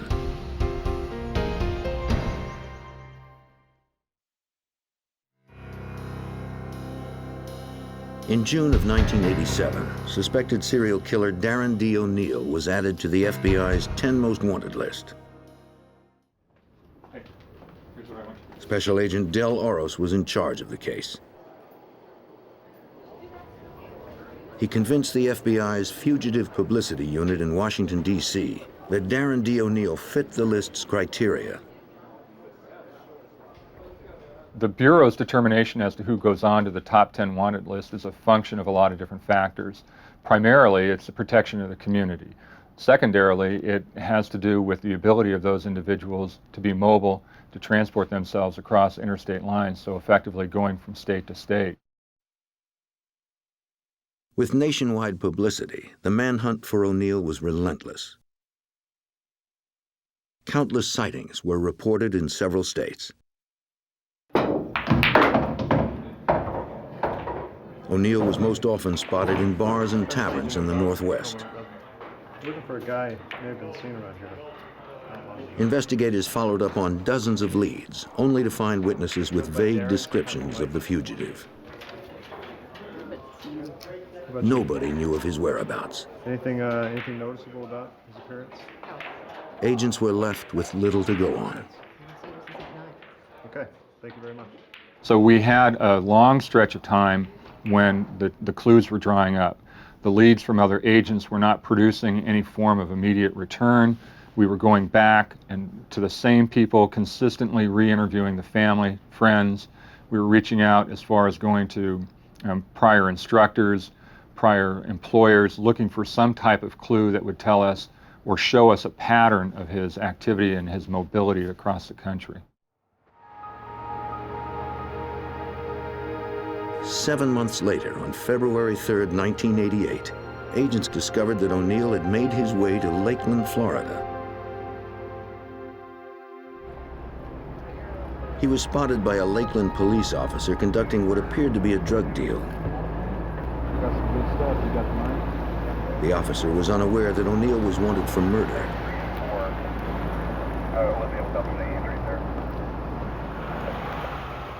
O'Neill noticed the cop but did nothing. The officer turned his car around to investigate.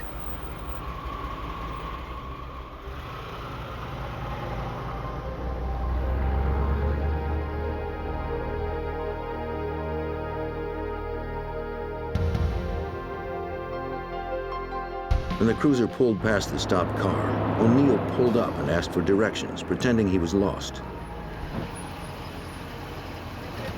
The officer asked him to pull over. Instead, O'Neill took off. The officer followed, calling in the Louisiana tags on O'Neill's car as he drove. O'Neill tried to lose him, zigzagging through the streets of Lakeland. When their car jumped a curb, the suspects ran. On foot, chasing a white male. The officer pursued on foot and eventually caught them all. Your car, where are you at in your car? O'Neill was extradited to Louisiana when police learned the car he'd been driving was reported stolen from that state. When asked, O'Neill told police his name was Jean Mailloux. A clerk who was working nights compared the fingerprints of the individual that she knew as Jean Mailloux to the list of fingerprints associated with FBI top 10 wanted fugitives and found that the individual that she knew as Jean Mailloux was the individual that we knew as Darren O'Neill. O'Neill was extradited to Washington State to face charges. But state prosecutors knew their cases were weak. Since Wendy Augie's body was never recovered, O'Neill could not be charged with her murder. The Robin Smith case was stronger, but lacked definitive forensic identification. It would be difficult to prove beyond a reasonable doubt that the body found in the woods was Robin Smith's. Okay, let's go back to that. Despite the evidentiary obstacles, prosecutors moved ahead with the Robin Smith case. In 1987, you remember They would take their chances with a jury. O'Neill and his attorney would never let the case get that far. In a Pierce County court on January 4th, 1989, O'Neill pled guilty to first-degree murder in the killing of Robin Smith. Detective Wilson knew there was an ulterior motive behind the plea. The court system in the state of Washington at that time was if a person was convicted of first-degree murder, but there was a loophole in there. If you pled guilty to the charge, the maximum time you got was 333 months. The family of Robin Smith was devastated. Even without parole, O'Neill would be free well before the end of his natural life.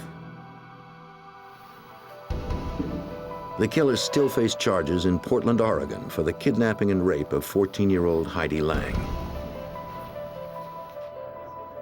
If convicted, O'Neill would be put away for life. But prosecutors had a problem.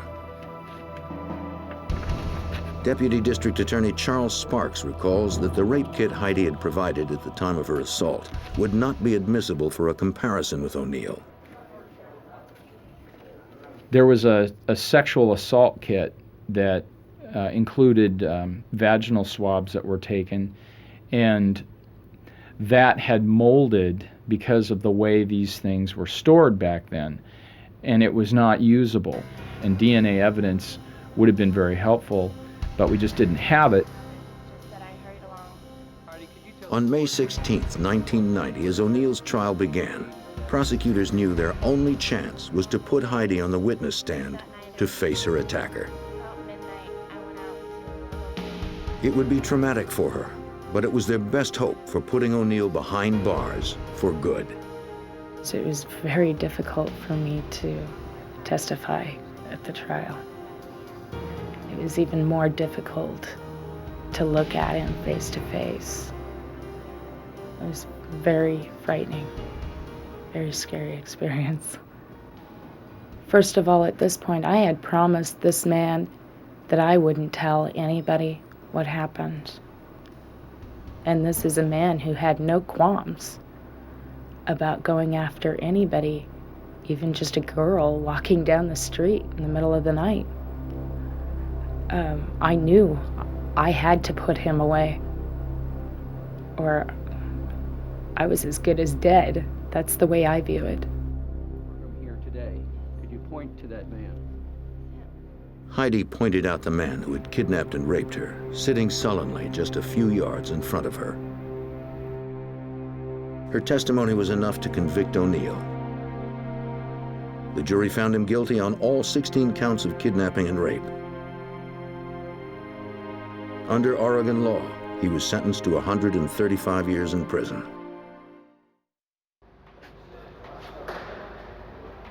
Darren D. O'Neill is serving his first sentence of 27 years at a Washington State penitentiary.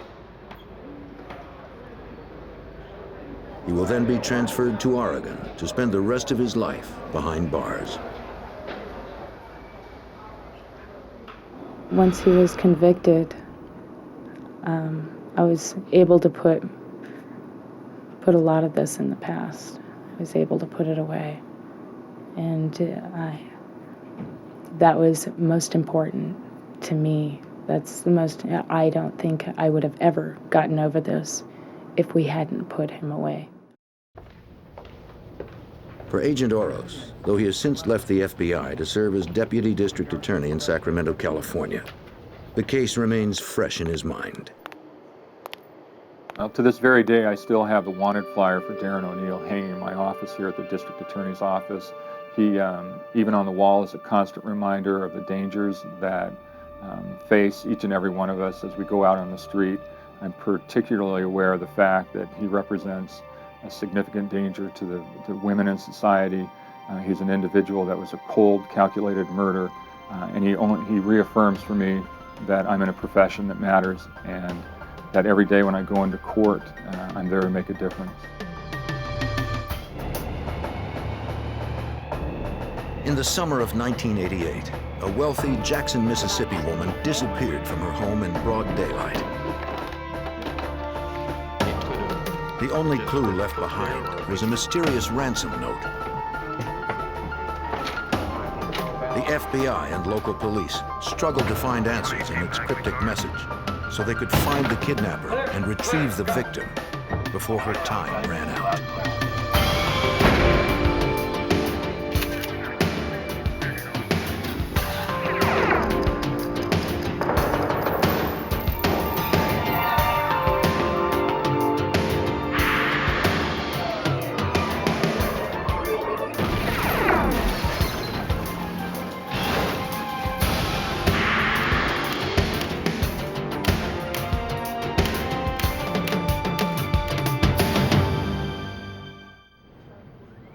A daring kidnapping and a bizarre ransom note baffled Mississippi authorities. The victim was the wife of a wealthy businessman. A list of 12 names and a few drops of blood were the only clues to her fate. I'm Jim Kallstrom, former head of the FBI's New York office. The ransom note gave the FBI its first leads, but the case was not so clear-cut. Solving it required the keen insight of a criminal profiler and the perseverance of a family, local authorities, and the FBI.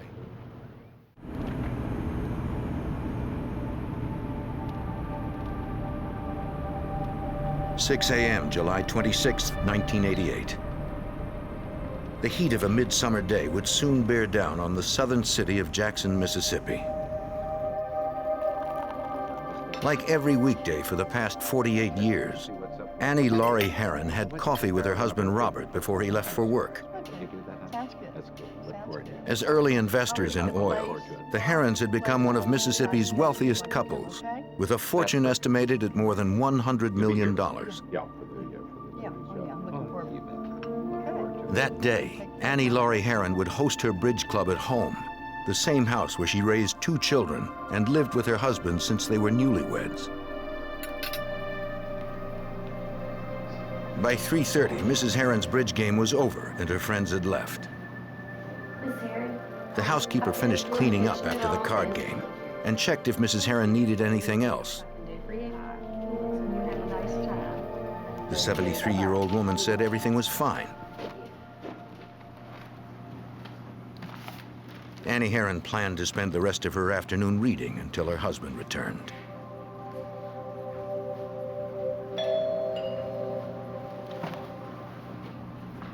She wasn't expecting anyone, but perhaps one of the bridge players or the housekeeper had forgotten something. Her husband wasn't due home for an hour. How are you, ma'am? I'm fine, thank you. How are you? Good. Got to see your husband. I have a letter. Come back and see him. No, I don't mind waiting at all. Let me Annie Laurie Herron was on her own. At about 4:30 that afternoon, Robert Herron returned from work.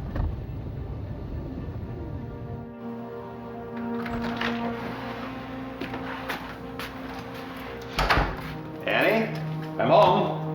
He saw that his wife wasn't home and figured she was out with her friends or daughter. When she hadn't returned by 5:30, he thought it was strange that his wife of 48 years hadn't called or left a note. Annie. The house seemed to be empty. Annie.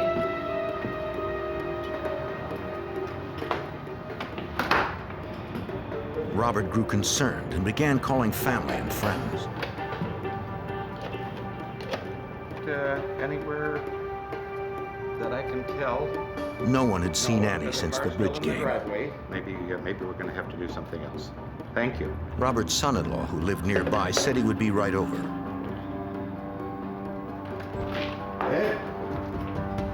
The son-in-law said he and his wife hadn't heard from Mrs. Herron that day. Oh, right here. Robert Herron pointed out that when Annie left the house, she usually took her purse. I've looked everywhere. I called, But his I wife's called. purse and shoes sat beside her reading chair. Her newspaper and glasses were The nearby. neighbors, you know, are just, I just don't know what to say.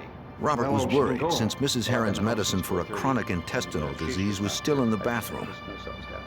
She would need to take it soon or she would not be able to absorb food. The men continued to search for some indication of where she'd gone. A piece of paper near the front door caught the son-in-law's eye. It was a ransom note without specific instructions. Annie Laurie Herron had been kidnapped. We've got to do something real fast. The note demanded that Robert Herron pay 12 separate men before 10 days passed, but it didn't say how much or where to send the money. He was ordered not to call police, so he waited for a ransom call with instructions on getting his wife back. When none came by nightfall, he contacted the Jackson Police Department despite being warned not to. Officers secured the ransom note, hoping to keep any fingerprints intact. Processing the house for evidence, officers discovered a trace of what appeared to be blood on the front door frame. Laboratory tests would later reveal that it was blood and that it matched Mrs. Heron's blood type.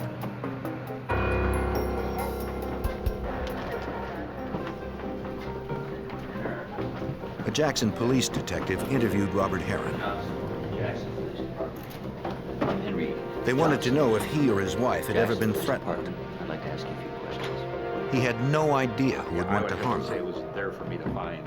It's a ransom. If Mrs. Heron were without her medication for long, her intestinal condition would become critical. It's folded just like that. Kidnapping is a crime that must be solved quickly, or the chances of rescuing the victim are slim. That evening, Jackson police contacted Special Agent Patrick McGlennon of the FBI's Jackson Field Office to bring the resources of the federal government to bear right away. Under the federal kidnapping statute, the FBI has jurisdiction whenever an individual is kidnapped in the United States. The presumption in this case, of course, was a kidnapping had occurred, a ransom demand had been made, and the possibility of travel interstate is in fact why the FBI gets involved in these types of matters. The FBI called U.S. Attorney James Tucker, who would advise investigators in legal matters as the case developed. Like most residents of Jackson, Tucker had great admiration for the Herons. Robert Heron was a self-made man, and at the time of this incident, which was 1988, Mr. Heron was probably considered one of the foremost financial wizards here in the Jackson area. He was well known in the business community. He was a generous person, so he was becoming well known for his particular acts of generosity. By dawn the next day, FBI agents and evidence technicians arrived at the Herons' home. The Jackson police detective filled in the case agent on what they'd learned so far. The FBI set up a satellite command post at the residence and tapped the Herons' phone, ready to trace any ransom calls. There was little doubt that multi-millionaire Robert Heron was the real target. Yet Mr. Heron hadn't been told what to pay to get his wife back. It was impossible to comply, or nearly impossible to comply, with the demands because they were nonspecific in nature. Mrs. Heron was not even mentioned in the note. There was no provision for her safe return. The note did say that the 12 men listed had been involved in the same photography company. Robert Heron explained that he had once served as chairman of the board for that company. Some of the company's franchisees had been sued to recoup losses, but Heron did not know which ones. It seemed unlikely that the 12 men named had kidnapped Mrs. Heron, but perhaps one or more of them was striking back at the company through Robert Heron.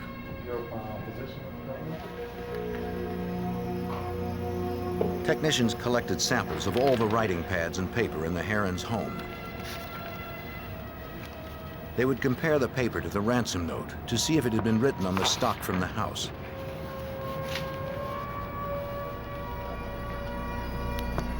The results would take a few days. Investigators searched outside the house for hairs, blood, clothing, anything that might reveal the kidnapper's identity.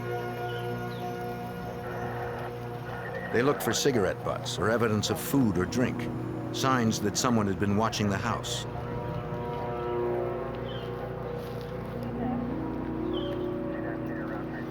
They found nothing. Yesterday afternoon.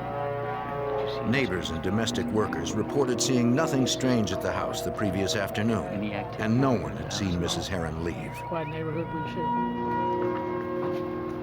should. The next day, agents continued canvassing the Herons' neighborhood. Dr. Posey? They questioned a doctor who lived down the street. Detective Johnson, Jackson Police Department, would like to ask He said that he had seen something in the neighborhood recently that might be related to the kidnapping.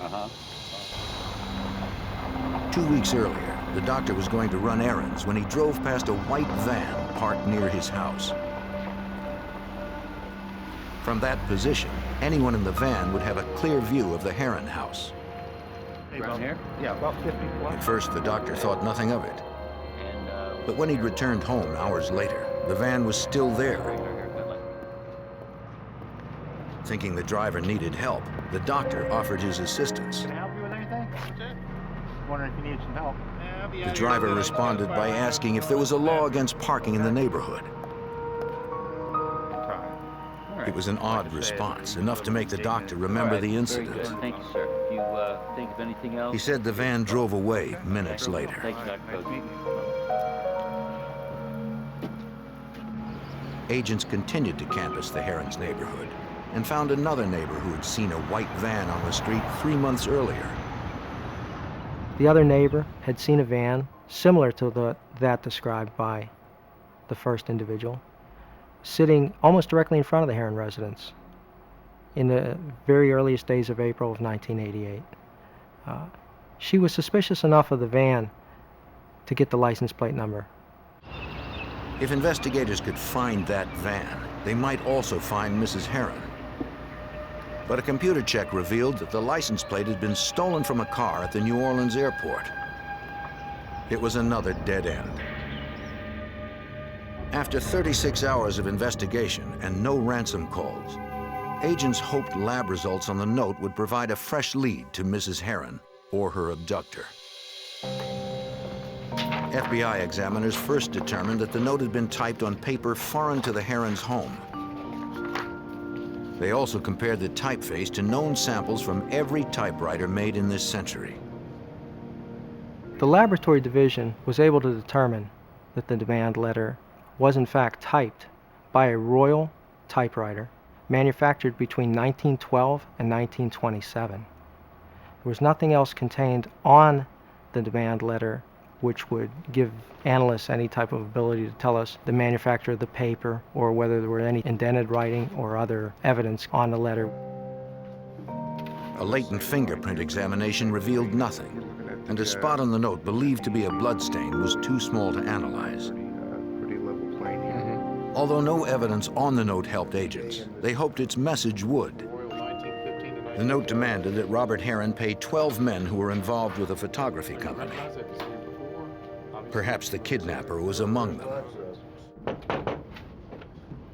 Agents learned that the company had foreclosed on each of the 12 men, all former franchisees, to collect heavy debts. One of the company's executives provided the FBI with company files and photos of those men. Are you going to have to take those with you? Yes, sir. One was now deceased. The others were scattered throughout the country. Thank you. Yes, sir.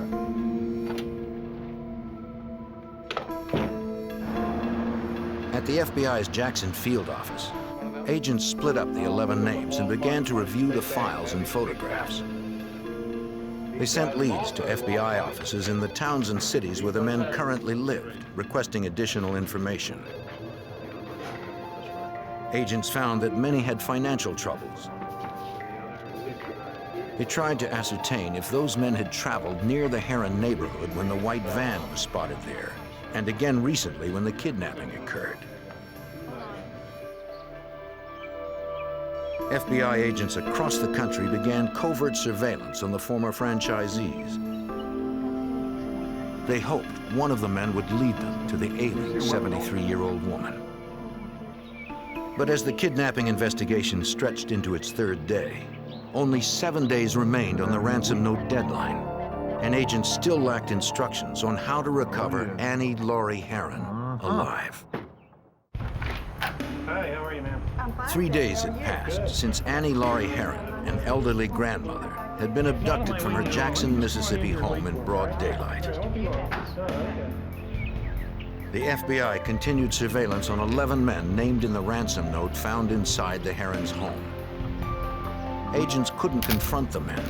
A frightened kidnapper might harm the victim. Special Agent Patrick McGlennon hoped one of them would lead to the missing woman. We wanted to determine if they were traveling even small distances from their residences or business. We wanted to see if they perhaps were keeping Mrs. Heron at a remote location where they might have to provide food, water, other conveniences for her, that they wouldn't want to be too far away from the victim. Despite the efforts of dozens of agents around the country, they discovered no direct leads to Mrs. Heron's whereabouts.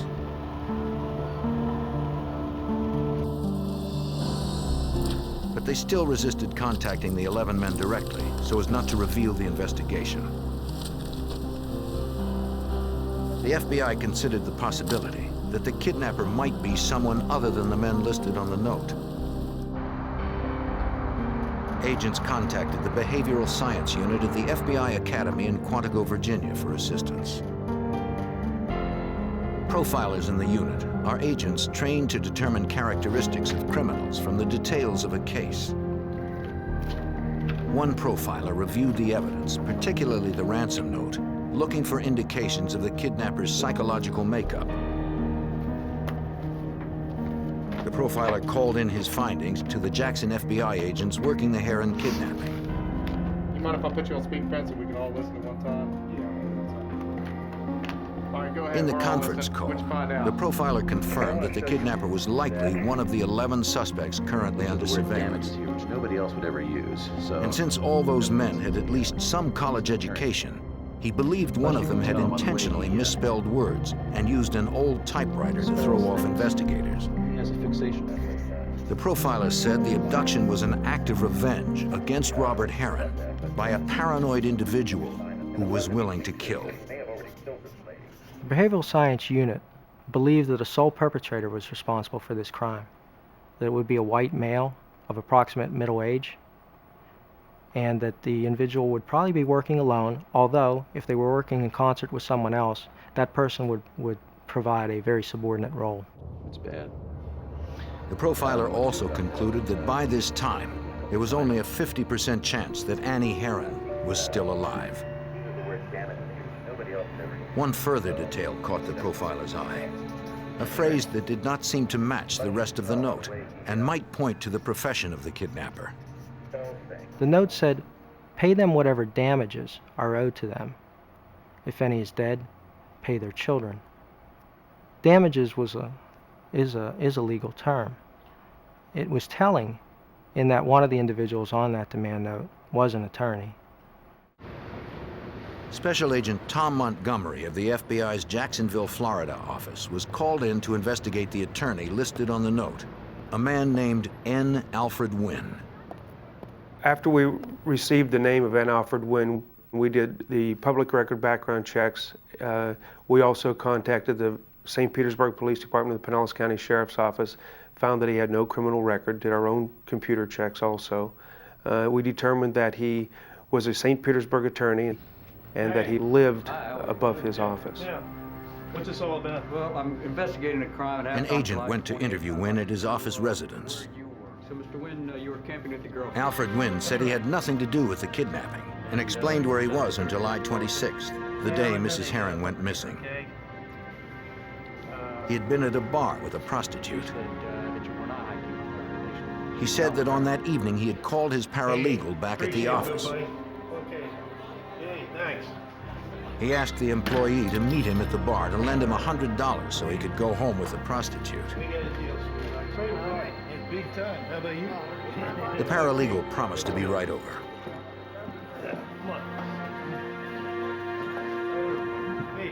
Wynn said he and the prostitute went outside.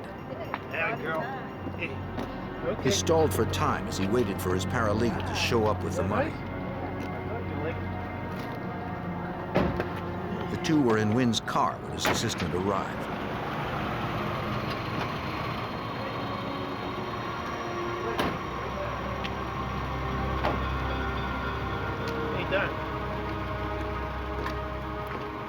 Hey, way to go. Wynn took the money, then left with the prostitute. Wynn said he didn't remember much about the evening. He didn't know the name of the bar or the prostitute's real name.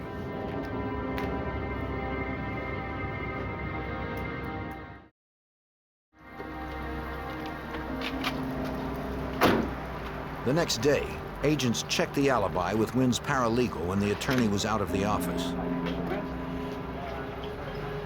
He corroborated his boss's story and also claimed that he didn't know the bar's name since he had never been there before or since. Agents suspected both men were lying. We learned that Wynn had paid for the paralegal schooling at a local community college, his paralegal schooling. We had learned that he was working for basically a very minimum salary, and there was a lot of allegiance between the paralegal and Mr. Wynn. Talk to his girlfriend. Later, an agent re-interviewed Wynn's paralegal, explaining their suspicions. He maintained that he had met Wynn at the bar on the same day of the kidnapping, though he did reveal something new about his boss. He said that Wynn's legal battle with the photography company had begun when the company foreclosed on him 7 years earlier, and that he had fought the lawsuit with a vengeance. He had attempted to declare bankruptcy 3 times in order to avoid paying his debts. Under a court order to recover the money, the U.S. Marshal's Office had confiscated Wynn's valuables, including 1,000 shares of expensive stock. They also impounded Wynn's European sports coupe, a car the paralegal said Wynn loved. In addition, they put his St. Petersburg office up for auction. On July 6, 1988, less than 3 weeks before Mrs. Heron disappeared, Wynn had been notified of an eviction hearing. But he had refused to leave. The paralegal said that Wynn had been furious, believing that the photography company had ruined his life. Going to get that date from me? You're going to check that The date? and get back FBI with me? wondered if the Still got my card? paralegal had been involved in the kidnapping. Okay. All right, thanks.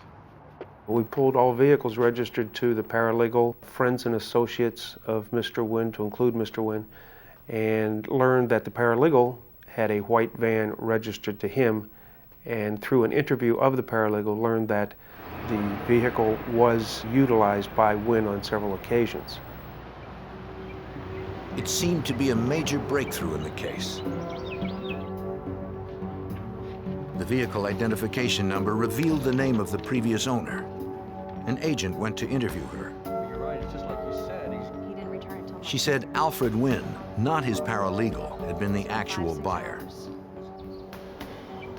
She said that Wynn had acted strangely. He was adamant that his name not be written on the title.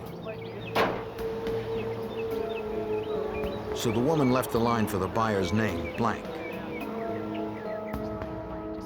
The lead was promising, but then agents learned that the van had been in the repair shop on the day of the kidnapping. Okay, how long was he gone? It was one more frustration in a difficult case. After more than a week, the FBI and U.S. Attorney James Tucker were no closer to finding Mrs. Heron. A case like this is extremely difficult when you don't have an eyewitness to any one of several situations. We did not have an eyewitness as to the abduction itself. We did not have an eyewitness that Newton Alfred Wynn or any of the other people listed in the particular note had ever been in Mrs. Heron's company. At the Jackson, Mississippi police station, investigators again met with the doctor who had seen a white van in the Herons' neighborhood. Go through those and see if there's anybody you recognize. They hoped he could recognize the driver in a photo lineup. Short here. The neighbor quickly picked out the photo of Alfred Wynn. I'm positive. He was certain it was Wynn he saw reading a map in a white van across the street from his house in mid-July, less than 2 weeks before Mrs. Heron's abduction. The other neighbor, who had seen a similar van, also identified Wynn as the driver. It was clear to agents that Alfred Wynn was connected to the kidnapping of Annie Laurie Heron, yet they didn't know how. Thank you very much. Give me a call if you need it. We thought, because of the positive identification, that Wynn was definitely somehow involved in the kidnapping. If not the actual perpetrator, if not the man who walked up to the door and actually grabbed Mrs. Heron, he certainly was directing or calling the shots. Yep. FBI agents kept Wynn under surveillance. They believed that he could lead them to the missing woman. But as the deadline in the ransom note approached, hopes of finding the frail Mrs. Heron dimmed further. The day after the deadline in a ransom note, FBI agents and local detectives briefed the husband of kidnapped Jackson, Mississippi socialite Annie Laurie Heron in preparation for a televised appeal for his ailing wife's return. We'll be able to do it. Okay, thank you. The note hadn't outlined specific steps to earn Mrs. Heron's release.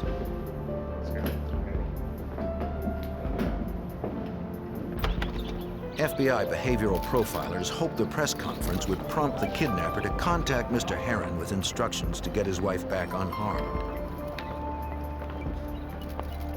With his son and daughter at his side, Robert Heron asked anyone with any information to come forward. As a businessman, He also spoke directly to the kidnapper, promising to follow any specific instructions.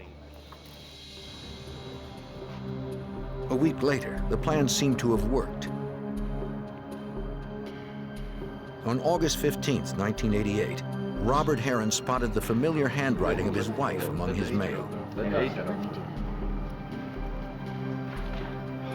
The envelope was postmarked August 12th from Atlanta, Georgia.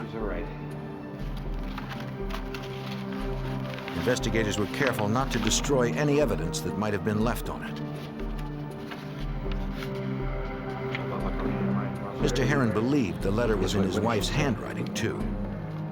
FBI lab examiners later confirmed that it was. In the letter, Mrs. Heron begged her husband to do what the kidnappers wanted, or they would seal her up in a cellar with only a few jugs of water. Though the letter provided no instructions on how to comply, for Special Agent Patrick McGlennon, it did bring new encouragement just when all hope of recovering Mrs. Heron alive seemed lost. When we received the August 15th letter, which was in Mrs. Heron's handwriting, it really lifted the spirits of everybody that was involved in the case. We felt reasonably sure that she was in good enough condition to write the letter, and we were going to get her back the same way.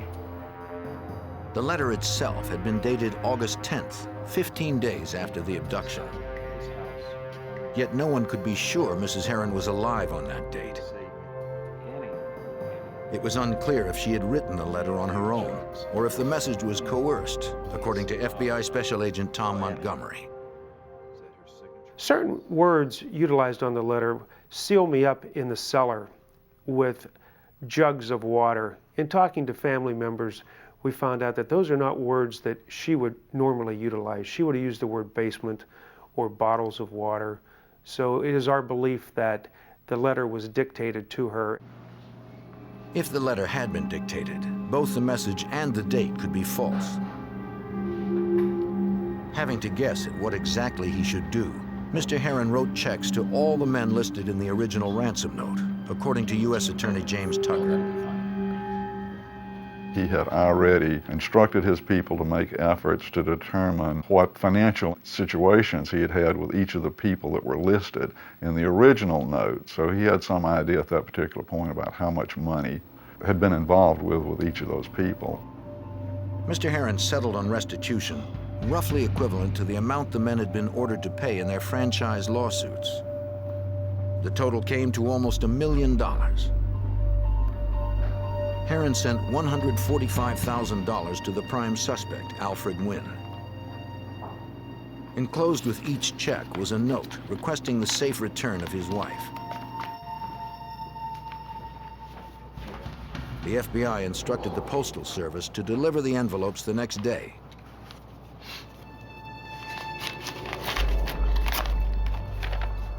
Later, agents spoke with Wynn's paralegal and learned of the attorney's reaction to Mr. Heron's check.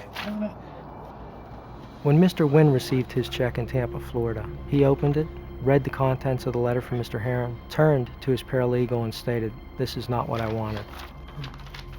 He told his paralegal that what he had wanted was to get his life back, the return of his confiscated car, jewelry, and other property.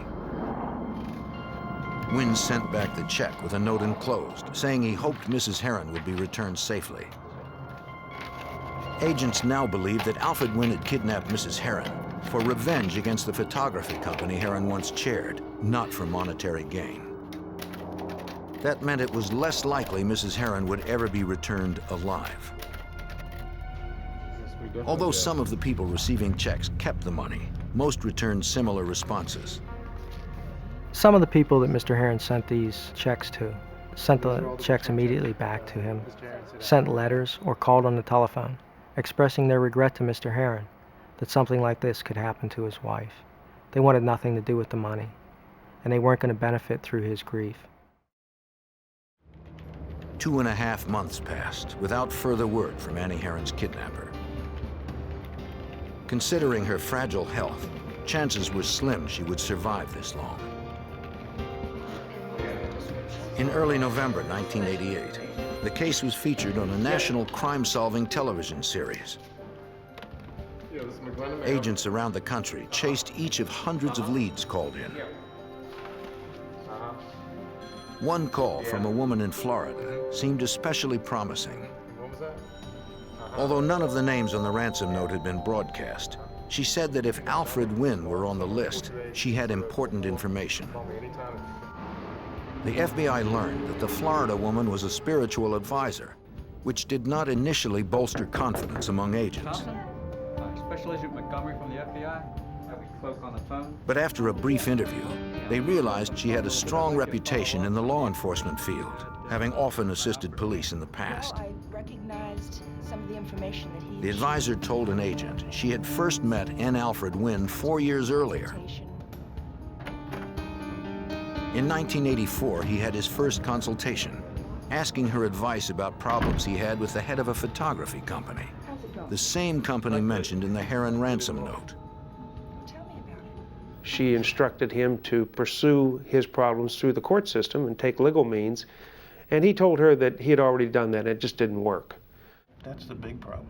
That is the biggest Wynn problem said he of my wanted to life right kidnap the head of the company and hold him hostage until he got what he wanted. He had the perfect place to put the man and said that he was looking for someone to help him.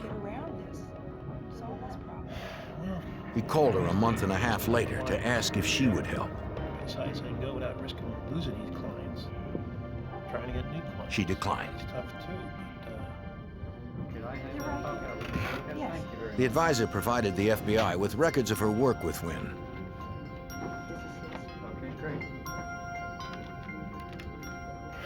Once assured agents would protect her, she agreed to become a cooperating witness and promised to contact Wynn to arrange a meeting. Anything else, or if you want to talk to me, if you want to think of anything at all that might be helpful, please give me a FBI technicians would wire her office for sound and video.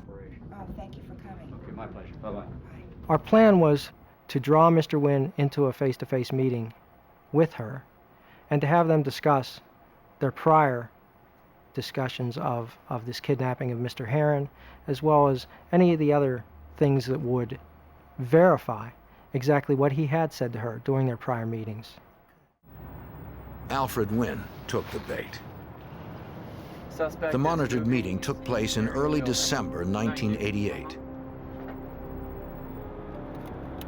FBI agents watched as Wynn approached the office. Agents hoped he would reveal the whereabouts of the missing woman.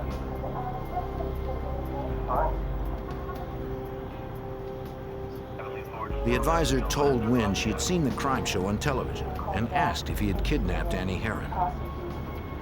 FBI one, can you hear him in there? Wynn denied it, adding that he had decided not to abduct Robert Heron as he had previously discussed with the advisor. The recording corroborated the advisor's statement, but it didn't provide agents with the evidence needed to arrest Alfred Wynn. When Wynn left the office, FBI agents followed him. We hoped a meeting between Mr. Wynn and the psychic would lead him to, at the very least, check on the location of Mrs. Heron's body or lead us to a co-conspirator. But the suspect never went to visit a place where the body could have been kept. Weeks later, Agents learned that Wynn owned a cabin in Florida's swampland, a perfect place to hide a body. Dead or alive, agents hoped they'd find Annie Herron there. They had no way of knowing if the house was booby-trapped or if someone was armed and waiting inside. 6 months after 73-year-old Annie Herron was kidnapped in Mississippi, FBI agents hoped to find her in a remote Florida cabin owned by prime suspect Alfred Wynn. A message from the kidnapper had threatened that the elderly woman would be sealed alive in a cellar. But agents found no cellar. The police was empty of anything related to the kidnapping.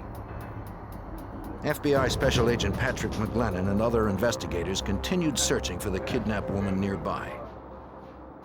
We began to look in dry cisterns, some swamp area adjacent to those properties, the outbuildings, screened porches, whatever structures existed. We found no sign of Mrs. Herron, and no sign that anybody had ever stayed there for any length of time. Certainly no cellars. There were no cellars in that section of Florida. Annie Herron was still missing and presumed dead. Then, in late July of 1989, Alfred Wynn sent a filing cabinet to the IRS, challenging them to find disputed financial documents. All right, guys, we got the filing cabinet we could wait on Wynn from the IRS.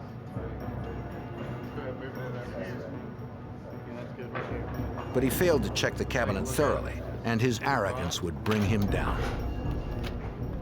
Wynn, we believe, sent those thousands of documents to Internal Revenue Service as part of an effort to intimidate them into leaving him alone.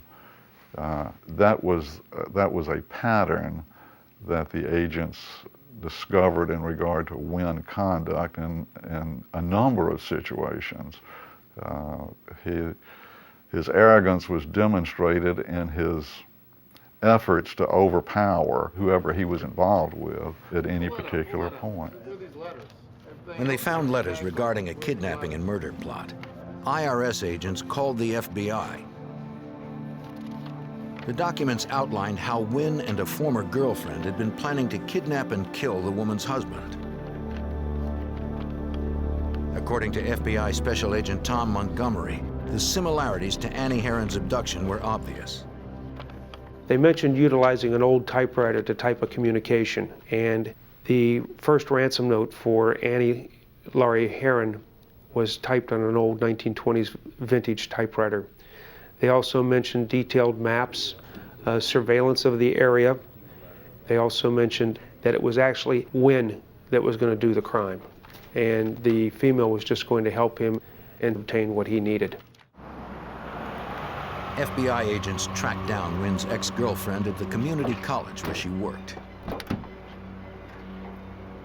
They needed to question her about the plot outlined in the letters. At first, she claimed she knew nothing about the plot. But when reminded that interfering with an investigation was itself a crime, she decided to cooperate. The last time you saw him was a few years ago? She said the plot to kill her husband was Wynn's idea. When she realized he was serious, she had broken up with Wynn. 6 months ago. Mailed it from Miami. Agents asked if she had had any contact with him since then. She said that a year earlier, in early August 1988, Wynn had asked her to meet him at a motel in DeLand, Florida. It was just days after Annie Herron had been kidnapped. Wynn acted paranoid, silently handing her a note that asked if her car was bugged and if she'd been followed.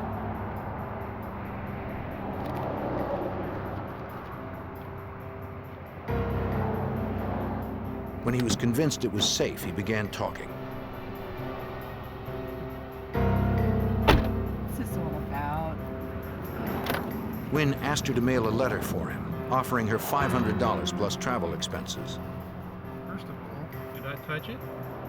She agreed, and he paid her half in advance, $250.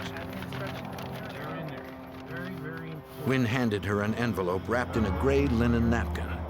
Then he gave her very specific instructions. She was not to touch the envelope or even look at the address. Wynn ordered her to mail it from Atlanta, buy the airline tickets under a false name, and fly into and out of 2 different airports. He instructed her to change her appearance before the trip.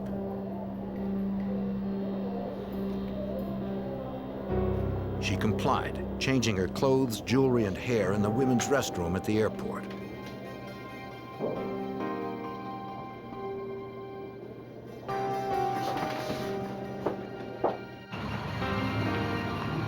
Once in Atlanta, she was to mail the envelope precisely on August 11th. But the woman told agents it was late in the day when she made it to a mailbox.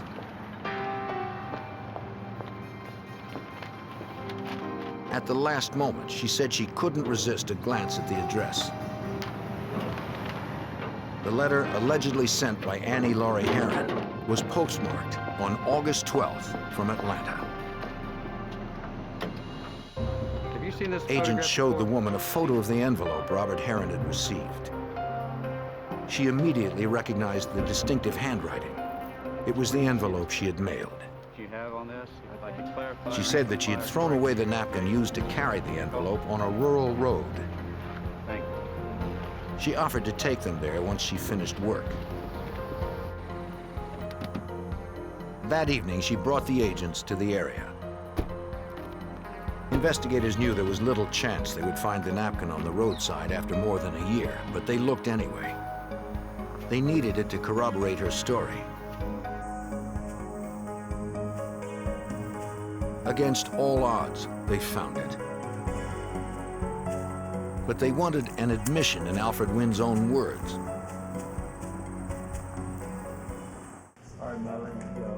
With a solid cooperating witness, agents were getting closer to arresting Wynn.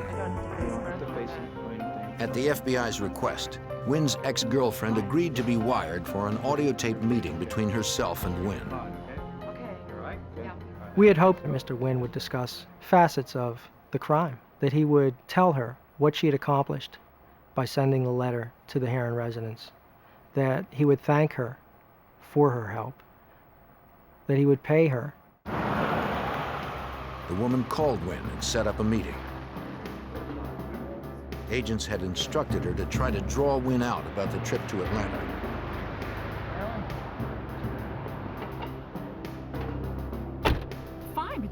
As hoped, Wynn gave his ex-girlfriend the $250 he still owed her for mailing the envelope.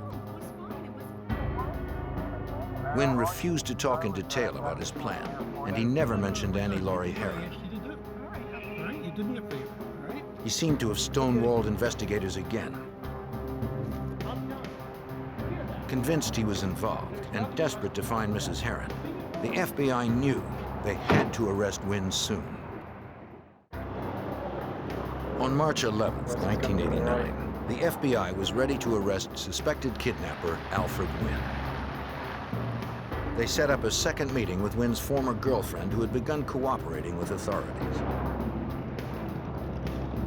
The ex-girlfriend had been wired so agents could record the conversation. They hoped Wynn would say something incriminating about the kidnapping of Annie Herron, so they could charge him and recover Mrs. Herron or her body. FBI Special Agent Tom Montgomery had coached the informant on how to deal with Wynn in this crucial second meeting.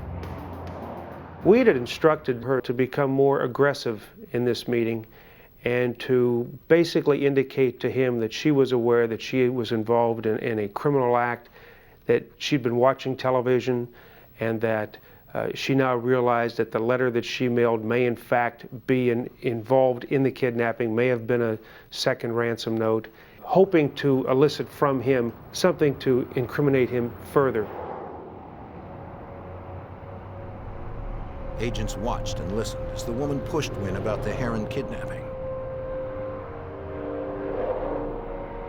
The suspect soon became defensive and left the car without admitting any knowledge of the crime. Pull it out. Let's go, let's go, let's go. Agents knew it was time to make their move.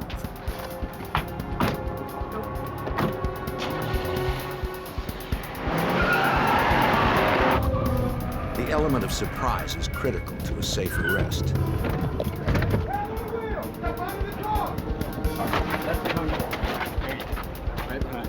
Alfred Wynn was charged with conspiracy to kidnap, mailing a threatening communication, and perjury for testifying in front of a grand jury that he wasn't involved in the kidnapping. But agents still had no solid proof that he or an accomplice had in fact abducted Annie Herron. In Wynn's car, agents discovered several maps of Mississippi, one with a Jackson exit marked on it in pen and notes in the margin. Agents thought these might indicate where Mrs. Herron's body had been placed, but extensive searches yielded nothing. Securing a warrant, Florida FBI agents searched Wynn's office. They needed physical evidence to prove Wynn was involved in the abduction of Annie Laurie Herron. Their hopes rose when they spotted a vintage typewriter. Special Agent McGlennon recalled that FBI examiners had determined the ransom note was typed on a 1920s-era Royal typewriter, the exact model recovered from Wynn's office. This seemed to be a very significant break. In my mind, this was the typewriter upon which Wynn typed the initial demand note that was left in the Herron's home. We sent it to the lab, fully expecting them to come back with a report saying, this is the exact typewriter that composed that letter. The FBI lab determined that the typewriter found in Wynn's office was not the one used to type the ransom note. Agents believed Wynn had planted a different typewriter to bring doubt to later prosecution. They had also found a business card for a van rental company in Wynn's office. How you doing? The company owner said Alfred Wynn had rented white vans 3 times. I'm the manager. Okay. Each time he had driven more than 500 miles, just 100 miles more than the round trip to the Herron's residence. Yes, I do, but I don't have a computer. The rental times did not coincide with the date of the abduction, but one did match the date when Alfred Wynn was sighted in the Herron's neighborhood. U.S. Attorney James Tucker had little evidence to prove his case. He believed that Wynn and his paralegal were lying about the suspect being with a prostitute on the day of the kidnapping. We went back and confronted the paralegal with this false alibi. The agents and I had a heart-to-heart talk with him, at which he decided that he better tell us that all that was a lie, and that